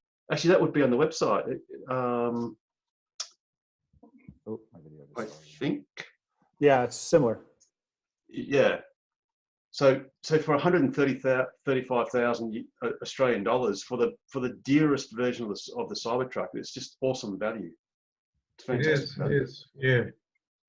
Fantastic. And we can't wait. Hurry up. We can. Yeah, we need to get Elon to open a gigafactory in Australia is what we need. So you guys can get some locally produced Australian cars. we have the in Western Australia at Greenbushes mine. We have the world's largest hard rock lithium mine in the world. Yeah. Which is where Elon said that when his tweet recently, where he said all our lithium comes from Australia. It's from that mine that Rob has in his picture in the background, I guess. Yeah, when Elon said that, I'm like, put a gigafactory on it. Exactly. That's what, and a version 3 supercharger. Yes, and a version 3 supercharger. That's right. Yes. Well, we're waiting for. Go on. I was going to say it's interesting that a lot of Australians have discovered that we have nickel here over the last week. Yeah, we've had nickel. We've had nickel in Western Australia for 150 years. And they've we got nickel in Australia. I didn't know that. We've got this is what gets me. We've got the lithium. We've got cobalt. Not that that's being phased out just because it's expensive. We've got nickel. We've got copper. We've got bauxite for aluminium. Yep. We've got the lot, and we've got a market that desperately needs to change, particularly with the Cybertruck. Yeah. And we need all the batteries. It's like, can we put some dots together? Exactly. It's frustrating. It's all good. Well, and we've got the mining expertise as well, of course. Exactly right. Although there was a nice Canadian press release about nickel as well, wasn't there? There was. Yes. Oh yes, there was. Yeah. Elon responded to that one too. Yeah. You guys will get a gigafactory long before Canada does. We just don't have the Americans feed us all that stuff. Yeah, but you're fortunate to be just across. You're not far away. No, you drive across. Exactly. Oh, speaking of which, I presume the US-Canadian border is fully open still? Or no, it's closed. Oh, it is closed. Oh, right. Yeah, it's been closed since March. Oh, really? So is that a full closure or? Yep. Wow. You can only cross the border for essential business. You can't go for tourism or anything that's non-essential. So I presume you'd have family back in Canada. Can you visit at all, or are you no? No, I mean, we probably could. I don't see a border agent, but we have to quarantine for 2 weeks once we get there. Oh, right. Yes. And they're serious about it. They'll randomly check you, and I think it's a $1,500 ticket if you're caught out of quarantine. So. Yes. Yeah, we're just waiting. But current estimates is they're not going to open the border till next year. So. Yes, and that's entirely plausible because if anyone believes that there's a very fast solution to this, they're dreaming. They're totally dreaming. Yeah. Cool. No, not. So go on. No, let's go ahead. I was going to say, do you have to go to work or anything this morning, James? How are you for I do. time? I'm good. I'm surprised you guys are still going so late into the night. Oh, we've got stamina, James. We're all right. That's because we're obsessives. Yeah, that's fine. I'm enjoying the chat. I've got time. I'll keep an eye on my email. You know, I have to go. Well, it's going to get really cold though. It might get down to 7 tonight. You know. Oh, better get out the parka. That's right. In the middle of winter, you know, and yeah. It's our winters. We have to put up with a maximum of as little as 20. Yeah. I'll never forget. We lived out your way when I was a teenager. So we did a Christmas on the Gold Coast beach, and I'll never forget Santa hanging from a helicopter because it's summer, right? I mean, for someone from North America, that's weird. So. And isn't that strange? Because you have in the northern Christmas, it's cold, so you have a fire, you have a roast, you have mulled wine and blah blah, and a Christmas pudding with the brandy sauce and all that sort of stuff. In Australia, it's like that's just weird and strange, you know. Exactly. Yeah. Yeah, it is a weird place, Australia, that is, and we are the world. We're a weird mob. Australians are awesome. I love Australia. That's why we have Christmas in July. That's yes, right. Indeed. Oh dear. James, I've got to tell you a story about the first person I took for a drive in my P85D. I picked the car up on a Friday afternoon, late afternoon, and I've been waiting 9 months for this car. I went back to where my kids were playing sport, and one of the ladies there that I used to run the sports with, she was from Toronto. Yeah. Sarah, her name was. And she wanted to talk about sport. And I said, I've just picked this car up. I've been waiting 9 months. I said, get in, I'll take you for a drive. And it was a wet road. So I took her down the freeway and launched it in insane mode down the wet freeway at over 100 kilometers an hour. And she screamed the whole way. and I said, can you understand why I paid so much money for this car? And it stopped her talking about sport. So she's never been in one since. I bet. But isn't that the amazing thing? I mean, it can be totally saturated wet, or it could be almost black ice, and these cars will just take off. It's just. Oh yeah. When the Model X was released in Australia, before it arrived, they had like a left-hand drive sample car, and they were doing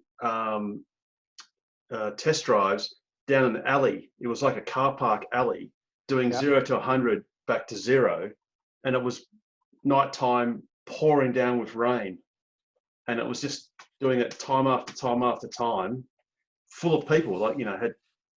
That was a 7-seater, so we actually had 7 people in the car. Wow. In the rain at nighttime, and it's just doing it. Yeah. Amazing. When was that? In Melbourne? That was in Sydney, in the middle of August 2016. So most of us had already ordered. I ordered my car in 2014, and only got it in 2017. But they had their official launch of the Model X in about August 2016. In fact, that would have been an AP1 Model X. Yes. Yep. Yep. Left-hand drive. Yep. But none of us knew that it would be AP2. Thankfully, Tesla, for whatever reason, decided to wait until that came out. Otherwise, it would have had these unicorns, a bit like James's Model X with the AP1. You're assuming they planned it, Harold. I suspect is how it went. And how's this for irony? It's not irony. I don't know how you describe it, but my car was built in November.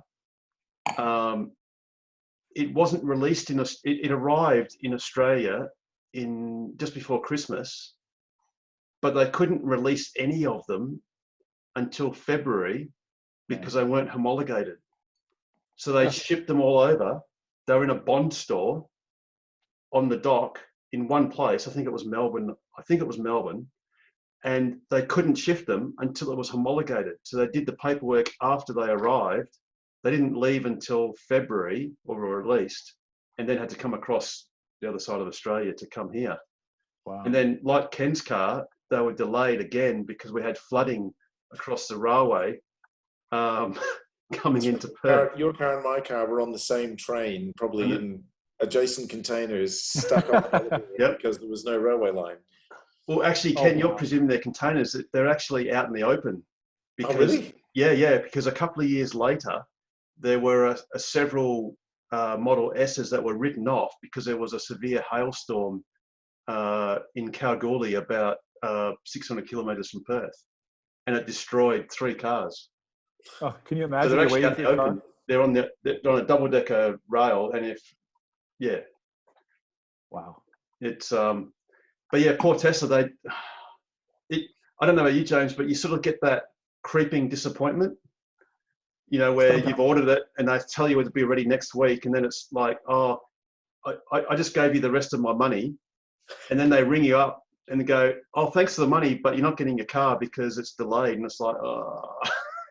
Didn't you drive out to Kalgoorlie to see that it was really there or something? Yes, I did. I went to a place. Where was the earthquake? Meckering. Yeah. So about 200 kilometres out of Perth, because what happened was my delivery specialist rang me. Actually, I rang him and said, Owen, have you got my money? And he goes, yes, I do. And this was on a Tuesday, and I was told I was going to get the car on a Friday, on that coming Friday. He then goes, oh, yes, I did. We did get the money, but the bad news is that there's a flood and your car isn't coming. And I didn't, I guess I didn't really believe him. So I drove out and I literally cited these rail maintenance guys. It wasn't actually flooded. What had happened was, you know, where there's like a floodplain and they build up the rail on like ballast and stuff. It was about 2 meters above natural ground level. They have, where there's big rivers, they have, well, a stream, they have like culverts, you know, pipes going under. And I think there was like a little bit of side erosion. So I don't know that it was actually damaged, but they were checking it or doing something. So it was a legitimate excuse. But you didn't believe you, so you weren't sure that they weren't just doing I have to take my cat to the vet. Yes. And you know how I was looking forward to this car for 3 years, and then I would count down the sleeps. So and then I just gave up. I went, right, that's it. I'm not counting sleeps anymore, because he couldn't tell us when it was going to come after that. He goes, oh, we just don't know. I've still got the email trail somewhere from March 2017. It's kind of, But I was quoting it to all these Model 3 people who were going, I ordered my Model 3 like 6 weeks ago. And weeks, yeah.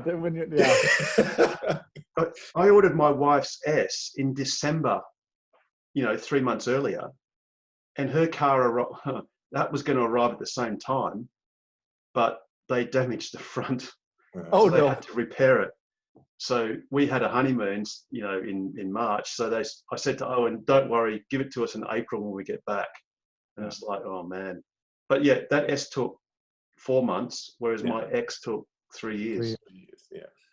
But just like our Cybertrucks, when are we going to get those in Australia? Yeah. Apparently they've started building the factory. They have, yes, and there's a great YouTube channel. I hope the guy who's done it has improved on his drone skills, because they're a bit lacking. Who's talking about drone skills? Oh, yes, indeed. Yeah, Peter. Oh, it never happened, Peter. It never. James, you thankfully you won't party to that, but yes. Anyway, we won't mention the drone. Let's just say that Peter worked out that those little bladey things kind of hurt when they hit you. Oh, I bet they do. There is the drone. I'll bring it up on YouTube. I forget the guy's name. If you Google Terra Factory Texas, and I think there's only one YouTube channel that has that kind of reference. I believe he just posted a second video of the earthworks today, I think it was. Is he going to become the Terra Factory Boca Chica gal?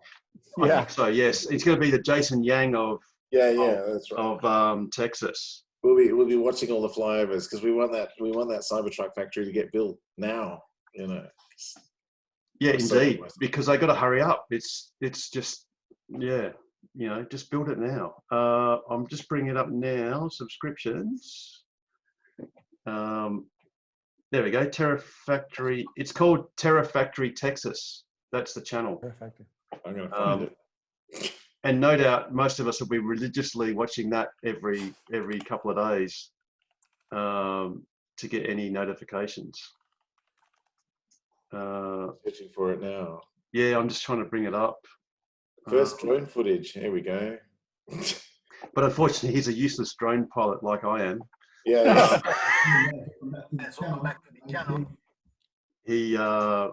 He's just very jerky. But I'm just bringing him full screen, and there he is.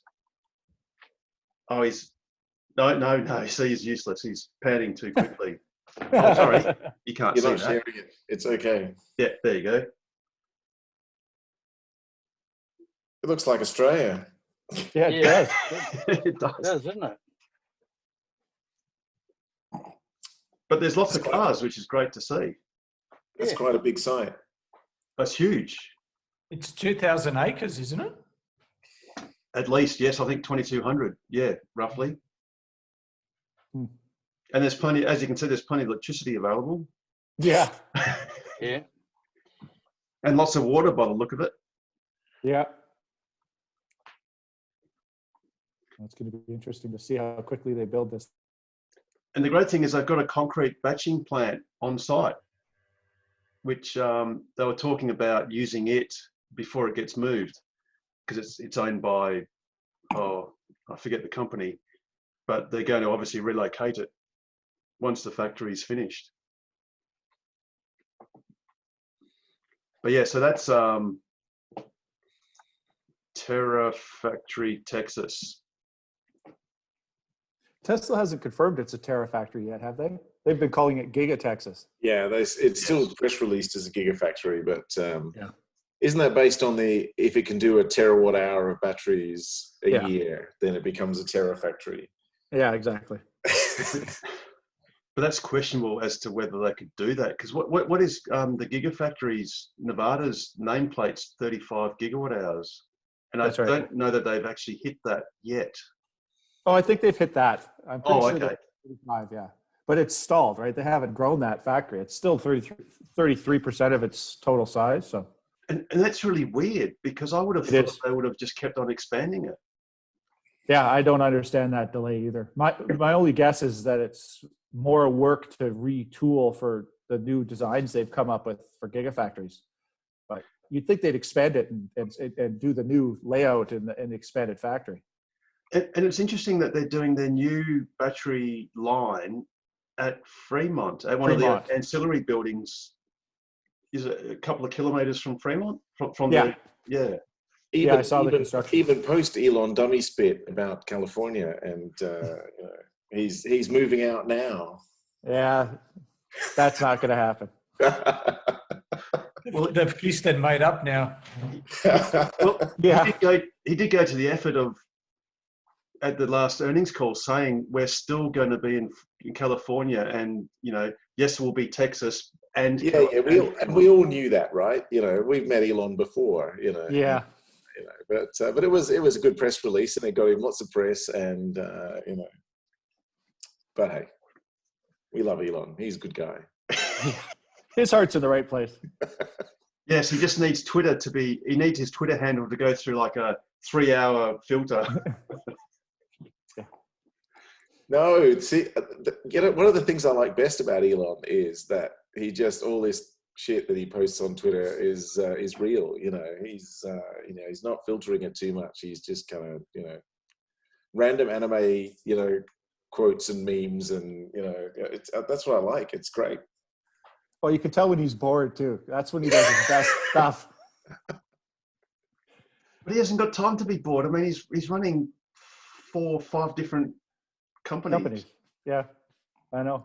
But Oh. the man gets bored, I see. Speaking of different companies, have you got a sniff of Starlink as a beta tester or anything? Is there anything for you in the States for that? I've signed up. Yep. We're a little too far south. They're focusing on Seattle, Washington right now in that latitude. But yeah, no, it's encouraging to see. I hear that it's beta testers have been starting getting product. Not me, unfortunately. Right. And I did apply both in Northern Canada and here in LA. So we'll see. Who knows? Maybe it'll pop up one day because that'll be fun to test. Yeah. Also, you got dual addresses, so you can just go, I'll live there. Yeah, exactly. That would have been funny if you actually had received the receiver dish in Canada. Yeah, and I then can't go. shipped to California, and then they go, "Wow, this dish is in a random location." Like it. Exactly. We could use it up in the Northwest Territories. I can't wait for that. Oh to yes. show up. Yeah. Well, Yeah, there's a bit of Australia that could do with some decent internet as well. Oh Like, yeah, Australia. like very here much in so, West too. Leaderville. Yeah. Well, in Australia is ideal for all the large farming towns and remote areas. But as we all know, in the built-up areas, it's not useless, but you need you can't have anywhere near as many users, otherwise it all bogs down to be slow. It's another metric on which we're behind Kazakhstan on. Yeah. Damn you, Kazakhstan! And that was that dude. What's his name? Who at the model? The guy, yeah, he called out at that was at the Model 3 Y launch or the Model 3 launch. Model 3 launch or the Model Y launch? Model 3. Yeah. He called out Kazakhstan. Elon goes, yeah, okay, and oh man, that was hilarious. So if we were there, we could have just called out Western Australia, and it might have happened. Not. Have you met our Prime Minister? You know, yeah. Which one? We keep changing them. No, we've had the same one for a while, and I'm bored with him now. You know, it's and it makes it kind of difficult to hang too much shit on the USA when we have a prime minister this crap as well. But you know, I'm going political, and you're recording this on YouTube as well, and and we're on our best behaviour, and we're being apolitical. And I will have to note that at 8:55 p.m. our time, that I did inadvertently put my passwords Excel spreadsheet on. I'll have to snip that out. Oh dear. Anyway, Just snip out the political stuff. Cut that bit about politics just there, because you know I never said those things. But yes, anyway. That's right.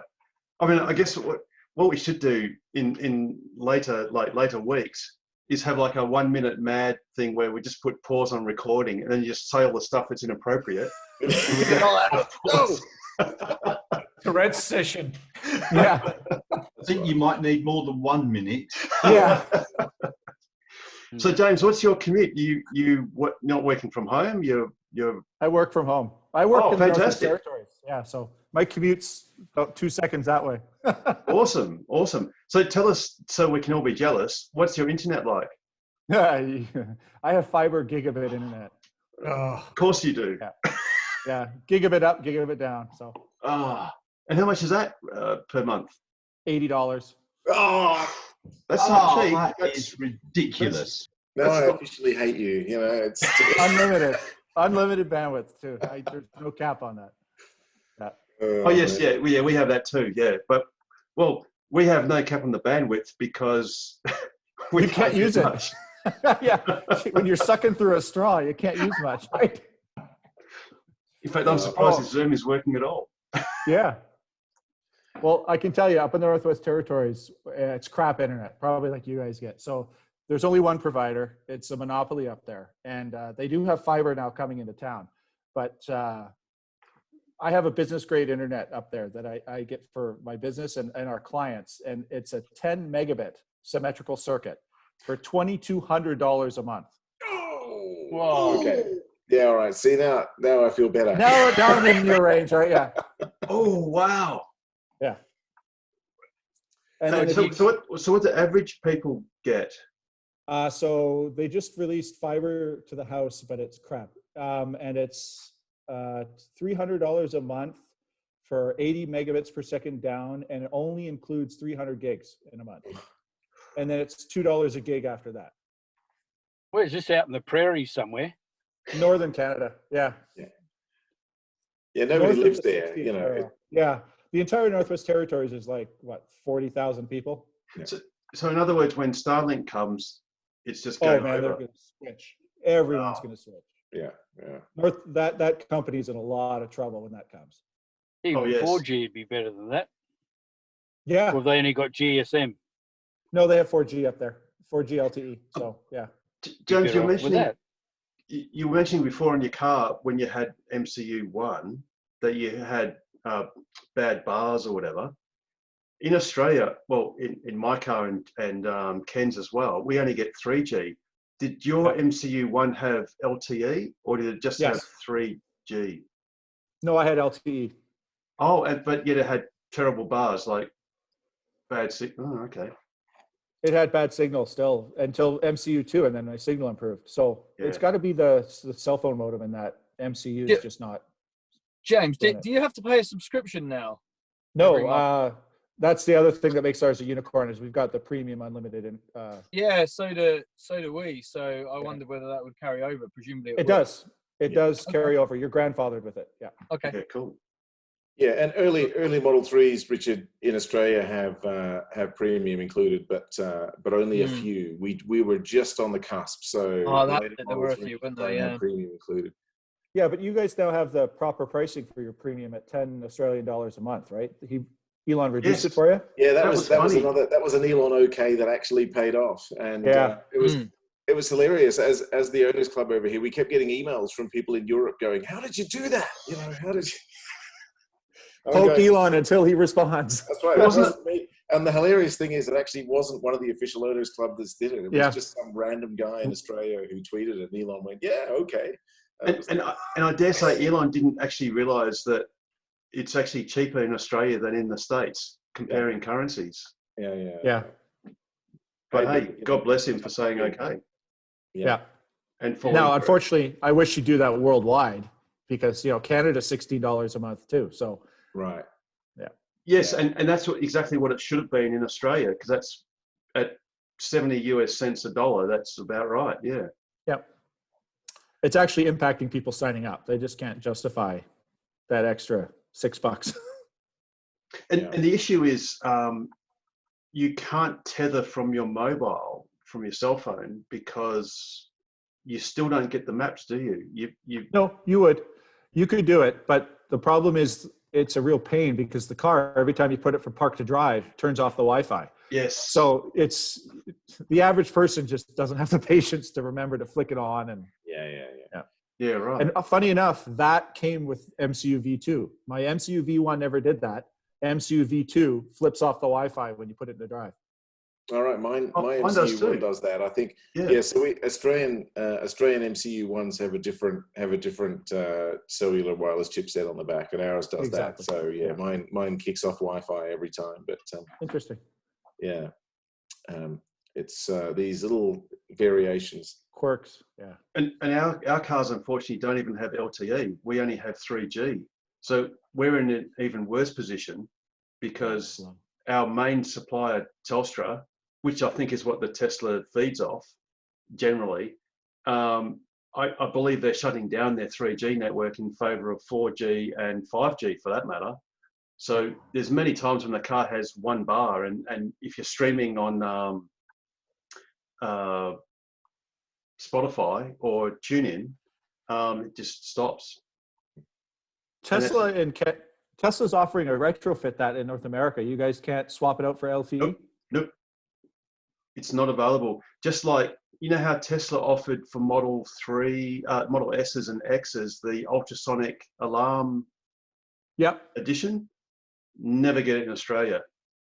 The same as, unfortunately, in Australia, for Model 3 owners, you know how you have the fob, which in December last year was upgraded to the keyless, it'll lock by itself, it'll unlock and lock by itself, a walk away lock or whatever. We can't get it. It's not available. So you can buy it in Hong Kong, Germany, the UK, the US, Canada, but not Australia. Do you have you guys found out why?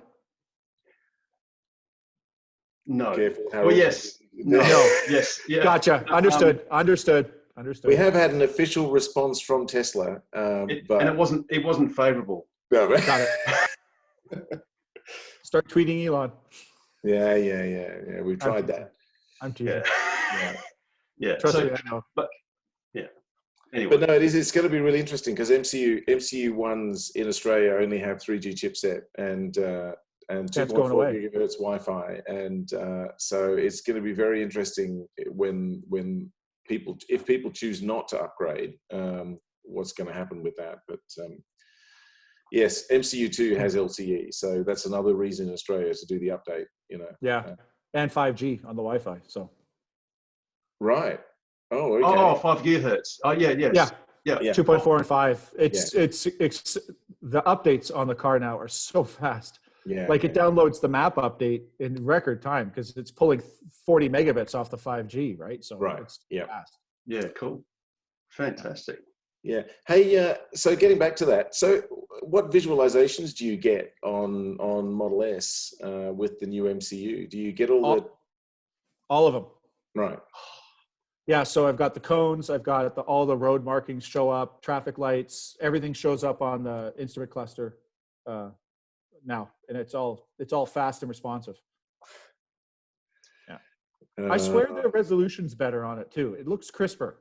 Right. It might just be in my head though, but it looks.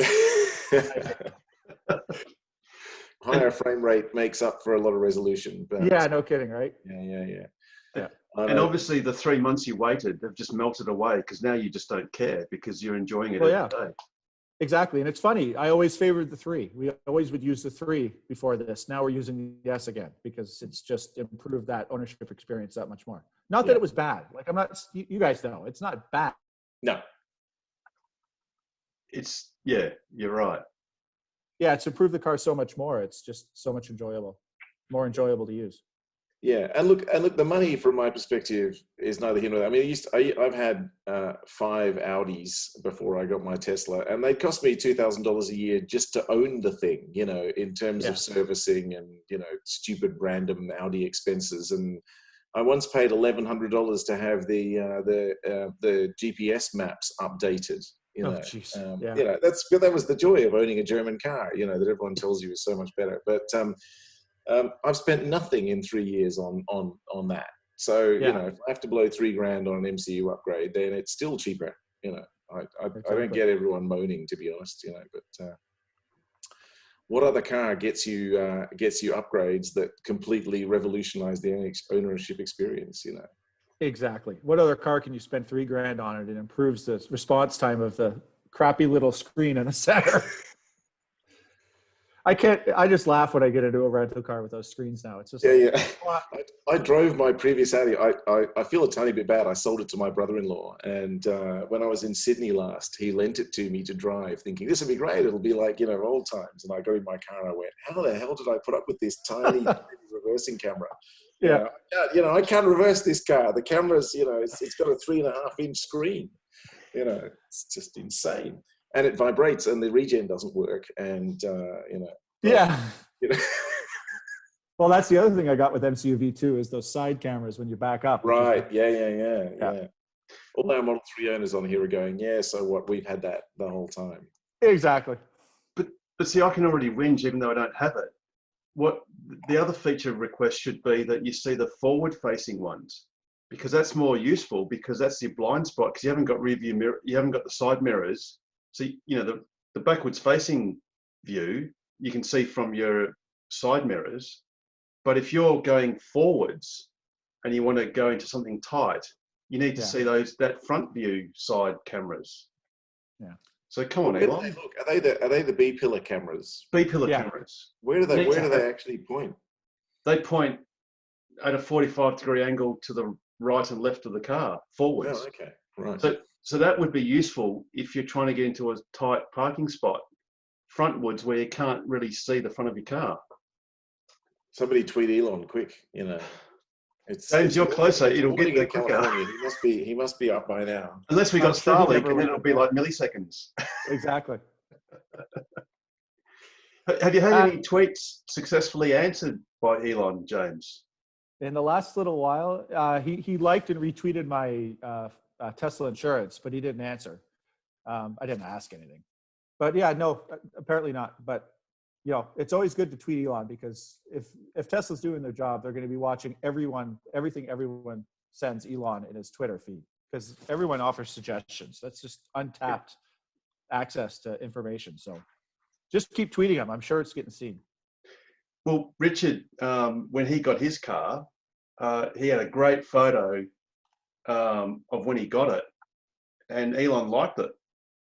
Yeah, that is an awesome photo. I think I have changed it now. Yeah, but but it was also a question, because I knew that the supercharger was coming, because it was in 2017. But I very specifically said, "Can we have superchargers plural?" And he replied with "coming soon," which I knew that it was coming, but I kind of wanted to sort of put that mark in the sand there to say, yeah, we want more than one. Which 3 years later, sadly, we're still in the same position. But no, it was nice. I just got him at the right time, and it was I'm sure there was an algorithm that a few other people probably went, oh, that's a great photo, like that. Then it flagged it up to him, and then so you just got to get lucky, really. But it is a fight. It is, yeah. I mean, 30 odd million people. Yeah, exactly. And how the hell does that even happen? How does he process? It must be like tons of replies coming every second. How he can even see that? Well, and the number of people that just reply the same thing over and over to get his attention, it's got to be nuts. Go ahead. Sorry, Richard. No, I was because it was funny, because so many people then liked that particular tweet of mine. I then got a thing come up with, which you may have done as well, on Twitter, to say a way of managing your replies if you're an account that has, things like that. So I think that there are some Twitter algorithms that work, if you are someone like that that just gets thousands of people a second messaging you. Yeah. I don't know how it works, but yeah. Otherwise you'd just be going crazy. No kidding. Cool.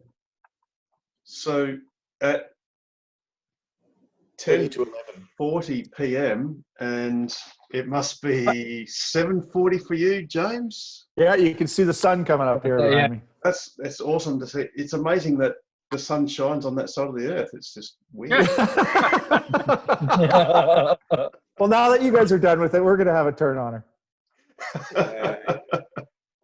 I did actually have a question. This is not for James. It's probably best for Pete. It's totally unrelated to anything that we've really been talking about. Just a general question.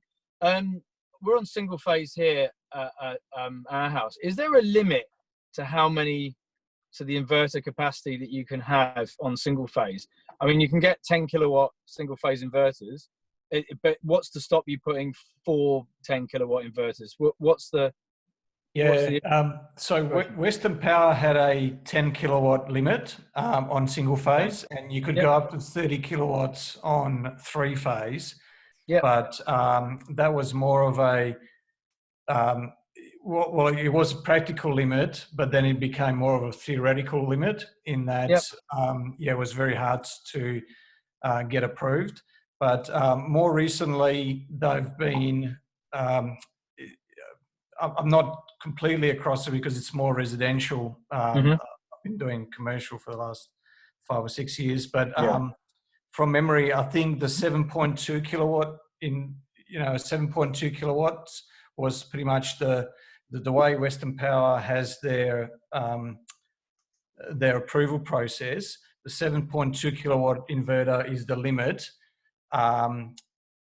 So even if you export rate limit at 5 kilowatt, you're saying you're still not allowed to install an inverter that's more than 7.2. Is that what you're saying?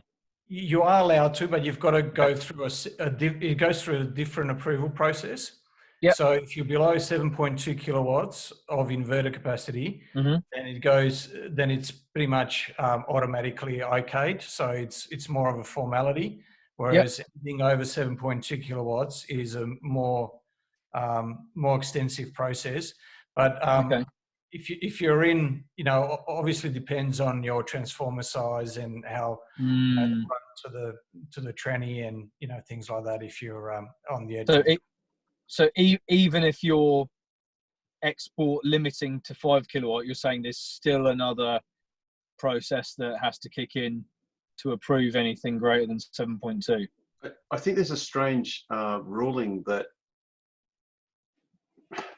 they just sum the number of the total capacity of the inverters at the location and just presume that they can create all that power.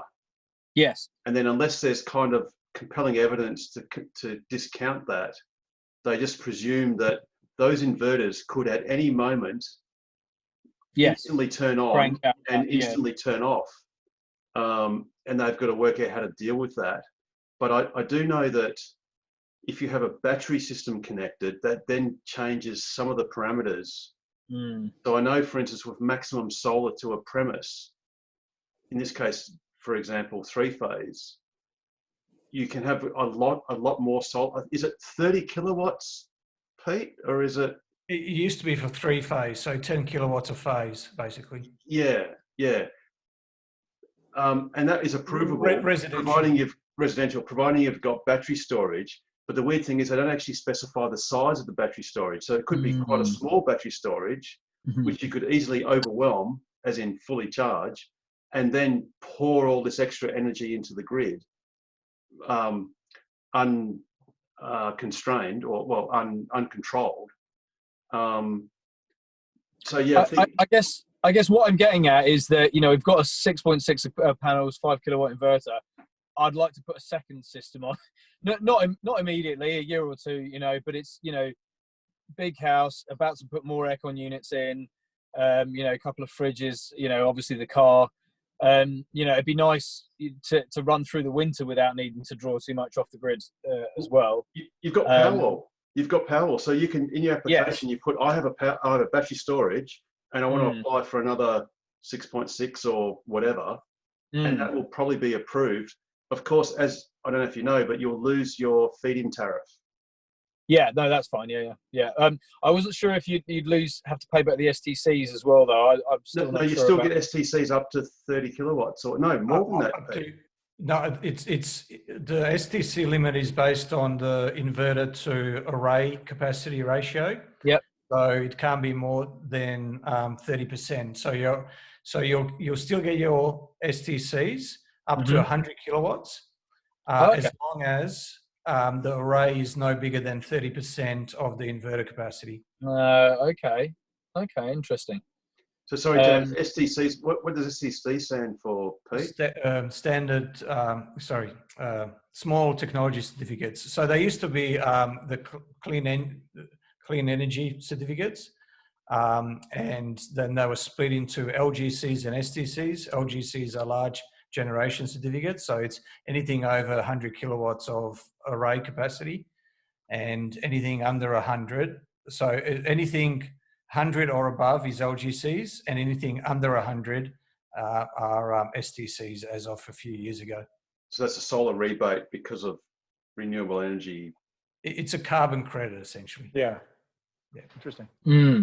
So rather than, the way LGCs work is, and this is the way, the REC, renewable energy credits used to work, is you would put a system on your roof, you would start producing some power, so you'd be presumed to have been offsetting some carbon, and then you'd get an audit, you'd find out how much you've offset, you'd usually do it, let's say, every quarter, and then you'd generate the certificates, and then you'd sell them in the market, and that market, it's just like the share market, it fluctuates every day. But with STCs, because what they do is you are deemed to have created, so it started off as 15 years. So you have been deemed to have created 15 years worth of certificates, and every year it goes down. So we're we're at 12 years now. 11 years. Yeah, 12 years now, going to 11 years after the 1st of January. So it goes down by a year on the 1st of January every year. And it runs out at the end of the total of 15 years. It goes to zero. Correct, at 2030, yeah.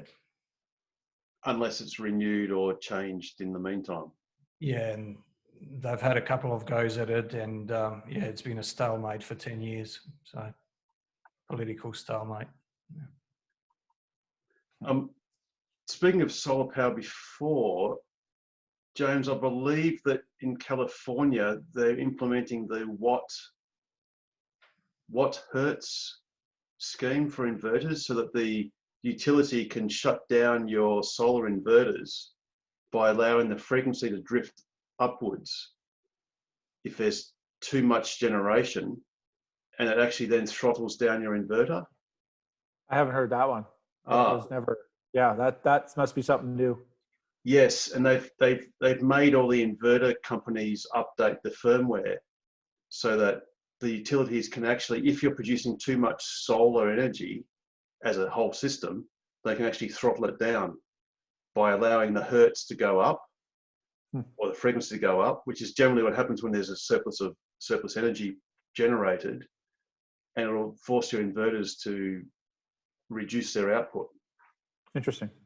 Western Power's actually trialling a similar system where they would have, so it can be done two ways. So either they have some sort of SCADA control over your inverter, or it's some sort of a pricing signal which makes you manually turn off your solar system, basically, or throttle down your inverter. Yeah. Yeah, because the biggest problem without battery packs is the uncontrolled surplus generation of solar. And then it wrecks the grid because you could literally have a net surplus without any way to put the energy. But I think California actually pays one of the neighboring states to take their surplus energy during in spring and autumn or fall to get rid of the energy, the surplus. Even in Western Australia, we've already had negative electricity prices. So yes, that's right. It happened a couple of times, didn't it? That the actual wholesale market was negative. Yeah, it's due to the wind farms usually at night because they still generate the certificates. So it's still worthwhile for them to be spinning the windmills, the wind turbines, because they're still generating an income from the certificates, even though they have to pay someone to take the electricity. Because the certificates outweigh that cost. Wholesale price. Yeah, the cost of selling electricity. Wow. So would wind power still not be cheaper than coal overnight? Even is that? Yeah, well, it's a negative cost at times. Sure. So yeah. The problem is, Richard, you can't shut down the coal-fired power plant. No, I know. Yeah, You've got to keep it idling. To keep going, then yeah. Well, you can, but it takes a couple of days or takes 20 hours or something. The coal mines, the coal generators down at Collie are a millstone around our government's neck, because absolutely, it's a Labor government and they don't want to put those guys out of jobs, so they really got to work hard finding them employment and not destroying their town. So at the moment they're basically just running those coal generators to keep people employed. Wow. Yeah, and as you know, we've got very cheap gas here as well. Yeah, we've got huge gas fields just off the coast, for James's info. And Synergy bought gas a couple of years ago, gas contractors a couple of years ago, for too much, and they need to justify using that gas to generate electricity. So we've basically got an oversupply of electricity in the state. which is a good thing. More wind turbines went in last week. Oh, really? Where were they, Rob? They're about, I'm not sure, Peter, but about 250 kilometres inland. Yep. They put another 51 turbines in. Oh, fantastic. Yeah. So whereabouts? I can't remember, but I know the wholesale market's been bracing for that, and the wholesale pricing has been reflecting the expectations of those wind farms coming online. So that proves to you that renewable electricity generation is a cheap source of electricity. Mm. So sorry, Rob, were you saying something else as well? No. So basically, we've got four main sources of electricity, and they can't shut down the coal because of jobs. They can't shut down the gas because they've got to justify the cost of paying these contracts. And you can't tell people not to put them on their rooftops when it's $2,500 for 6.6 kilowatts. Yeah. No kidding. So it's a good dilemma for us. But the one thing we need to do is get as much battery storage in as we can on houses and the suburban ones as well. Yeah, well, in South Australia, we've got there's the big battery, which is 140 kilowatt hours. I think they've expanded it by 50%. But they've also got the power walls they're funding for 50,000 power walls, which will be a distributed energy system, which will be bigger than the big battery, which will help to solve that problem. And of course, with Autobidder and that instantaneous grid response, it's killing those gas-fired peaker plants or the spinning reserve plants that are sitting there doing nothing just to provide that inertia, because you can do that now digitally with your battery packs. Did I also see that the Victoria were talking about yes, like a huge, like 6,000 megawatt hour, or I might be pulling that out of my head. I thought it had a 6 in it somewhere, but might be 600 megawatt hour. But I don't know. It was a big number, whatever it was, that dwarfed the Hornsdale one. I mean, it was all concept, but I don't know how. If anyone else. I think it's both New South Wales and Victoria that have got these renewable energy corridors. Yeah, you're right. No, I remember 6,000 megawatt hours as well. So yeah, 6 gig. Well, the thing is, James has sort of shown the example of imagine with 4 power walls in a house, that's complete self-consumption. If you've got enough solar, the only limitation is the solar panels. It's not the batteries anymore. So yeah, exactly. Well, actually, it'd be really in winter, James. Do you have a reverse cycle heat pump, or do you use gas for heating? Everything here is gas. So yeah, gas heat, gas cooktop, and gas hot water. So what's the cost of gas compared to electricity? Do you buy gas by the equivalent of kilowatt hours, or is it BTUs or some cubic feet or something? Or cubic feet, and it's dirt cheap. It's like our winter gas bill. Not that the winter here is cold. I think we were paying $36 a month, and right now it's down to like 16 for our hot water. So is it cheaper to burn gas than it is to use? Are heat pumps popular in California? Heating, reverse cycle heating. Yeah. This house is only 2.5 years old, and it's got a traditional AC compressor and a gas furnace in the attic. So, I mean, my intent is to eventually turn that into a heat pump for sure, to get it off the gas. So your air conditioning your AC is not reverse cycle. You can't make it heat. No, wow. It's not reverse cycle. And it's 2.5 years old. Yeah. Wow. Yeah. No, I'm surprised too. Yeah, because as we know, reverse cycle is the most efficient form of heating. Exactly. It's definitely something I'm going to look into replacing, but it doesn't seem very sustainable to replace a 2.5-year-old compressor that's installed. So I'll wait for a little bit. Yeah, true.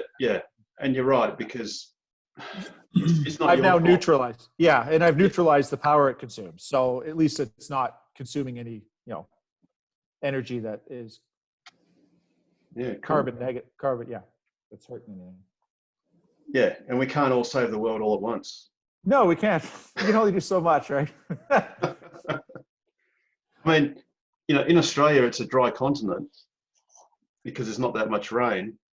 But I make sure I always import. The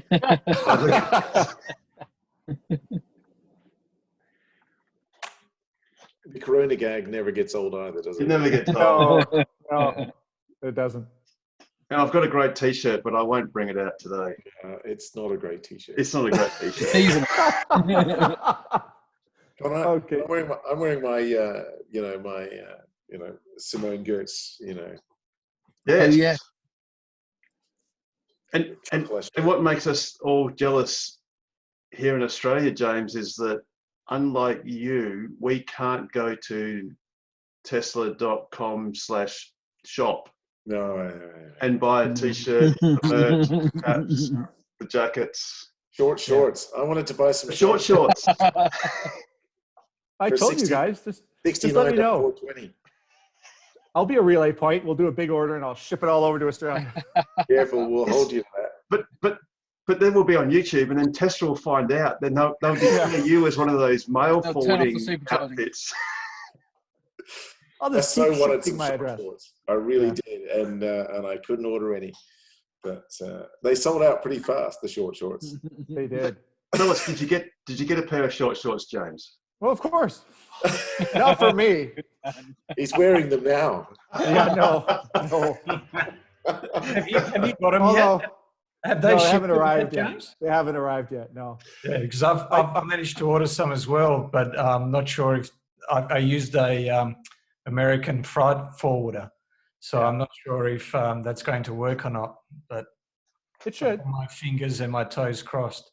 Yeah, it's going to be an interesting shareholders meeting if people wear those. Are you planning on going, James? That's in September, isn't it? 22nd? Yes. Yeah, September 22nd. I'll see what COVID does. If it keeps doing what it's doing, I won't risk it. It's not worth the risk in my mind. But if it improves, sure. But I also suspect it's not going to be everything Elon's hoping it's going to be in terms of being able to have a big crowd, which he's after. And battery day is the day after? Same day. Same day. Oh, it's the session after, isn't it? Yeah. Yeah, and they're doing a tour of the factory, the battery factory, so that they've started up. But is that at the Fremont actual car factory, or will it be at the other location where that pilot battery plant is? He said at the Fremont factory, so that's what's maybe they're going to bus people, or maybe I mean, has anyone at Tesla confirmed that's what they're doing? That construction is the battery line? Or is that all because the permits? Yeah, I believe I thought the permits, there was documentation that those permits to modify the interior of those buildings referred to battery development or something like that, I think. Is that the Roadrunner project? Is that what you referring to? Yeah. So there were two buildings. I think one's a multi-level building and one's less so. It's one level. And the cool thing in California, it seems, is that you've got to explain everything you're doing. So they had to say that it's for the purpose of developing batteries or whatever.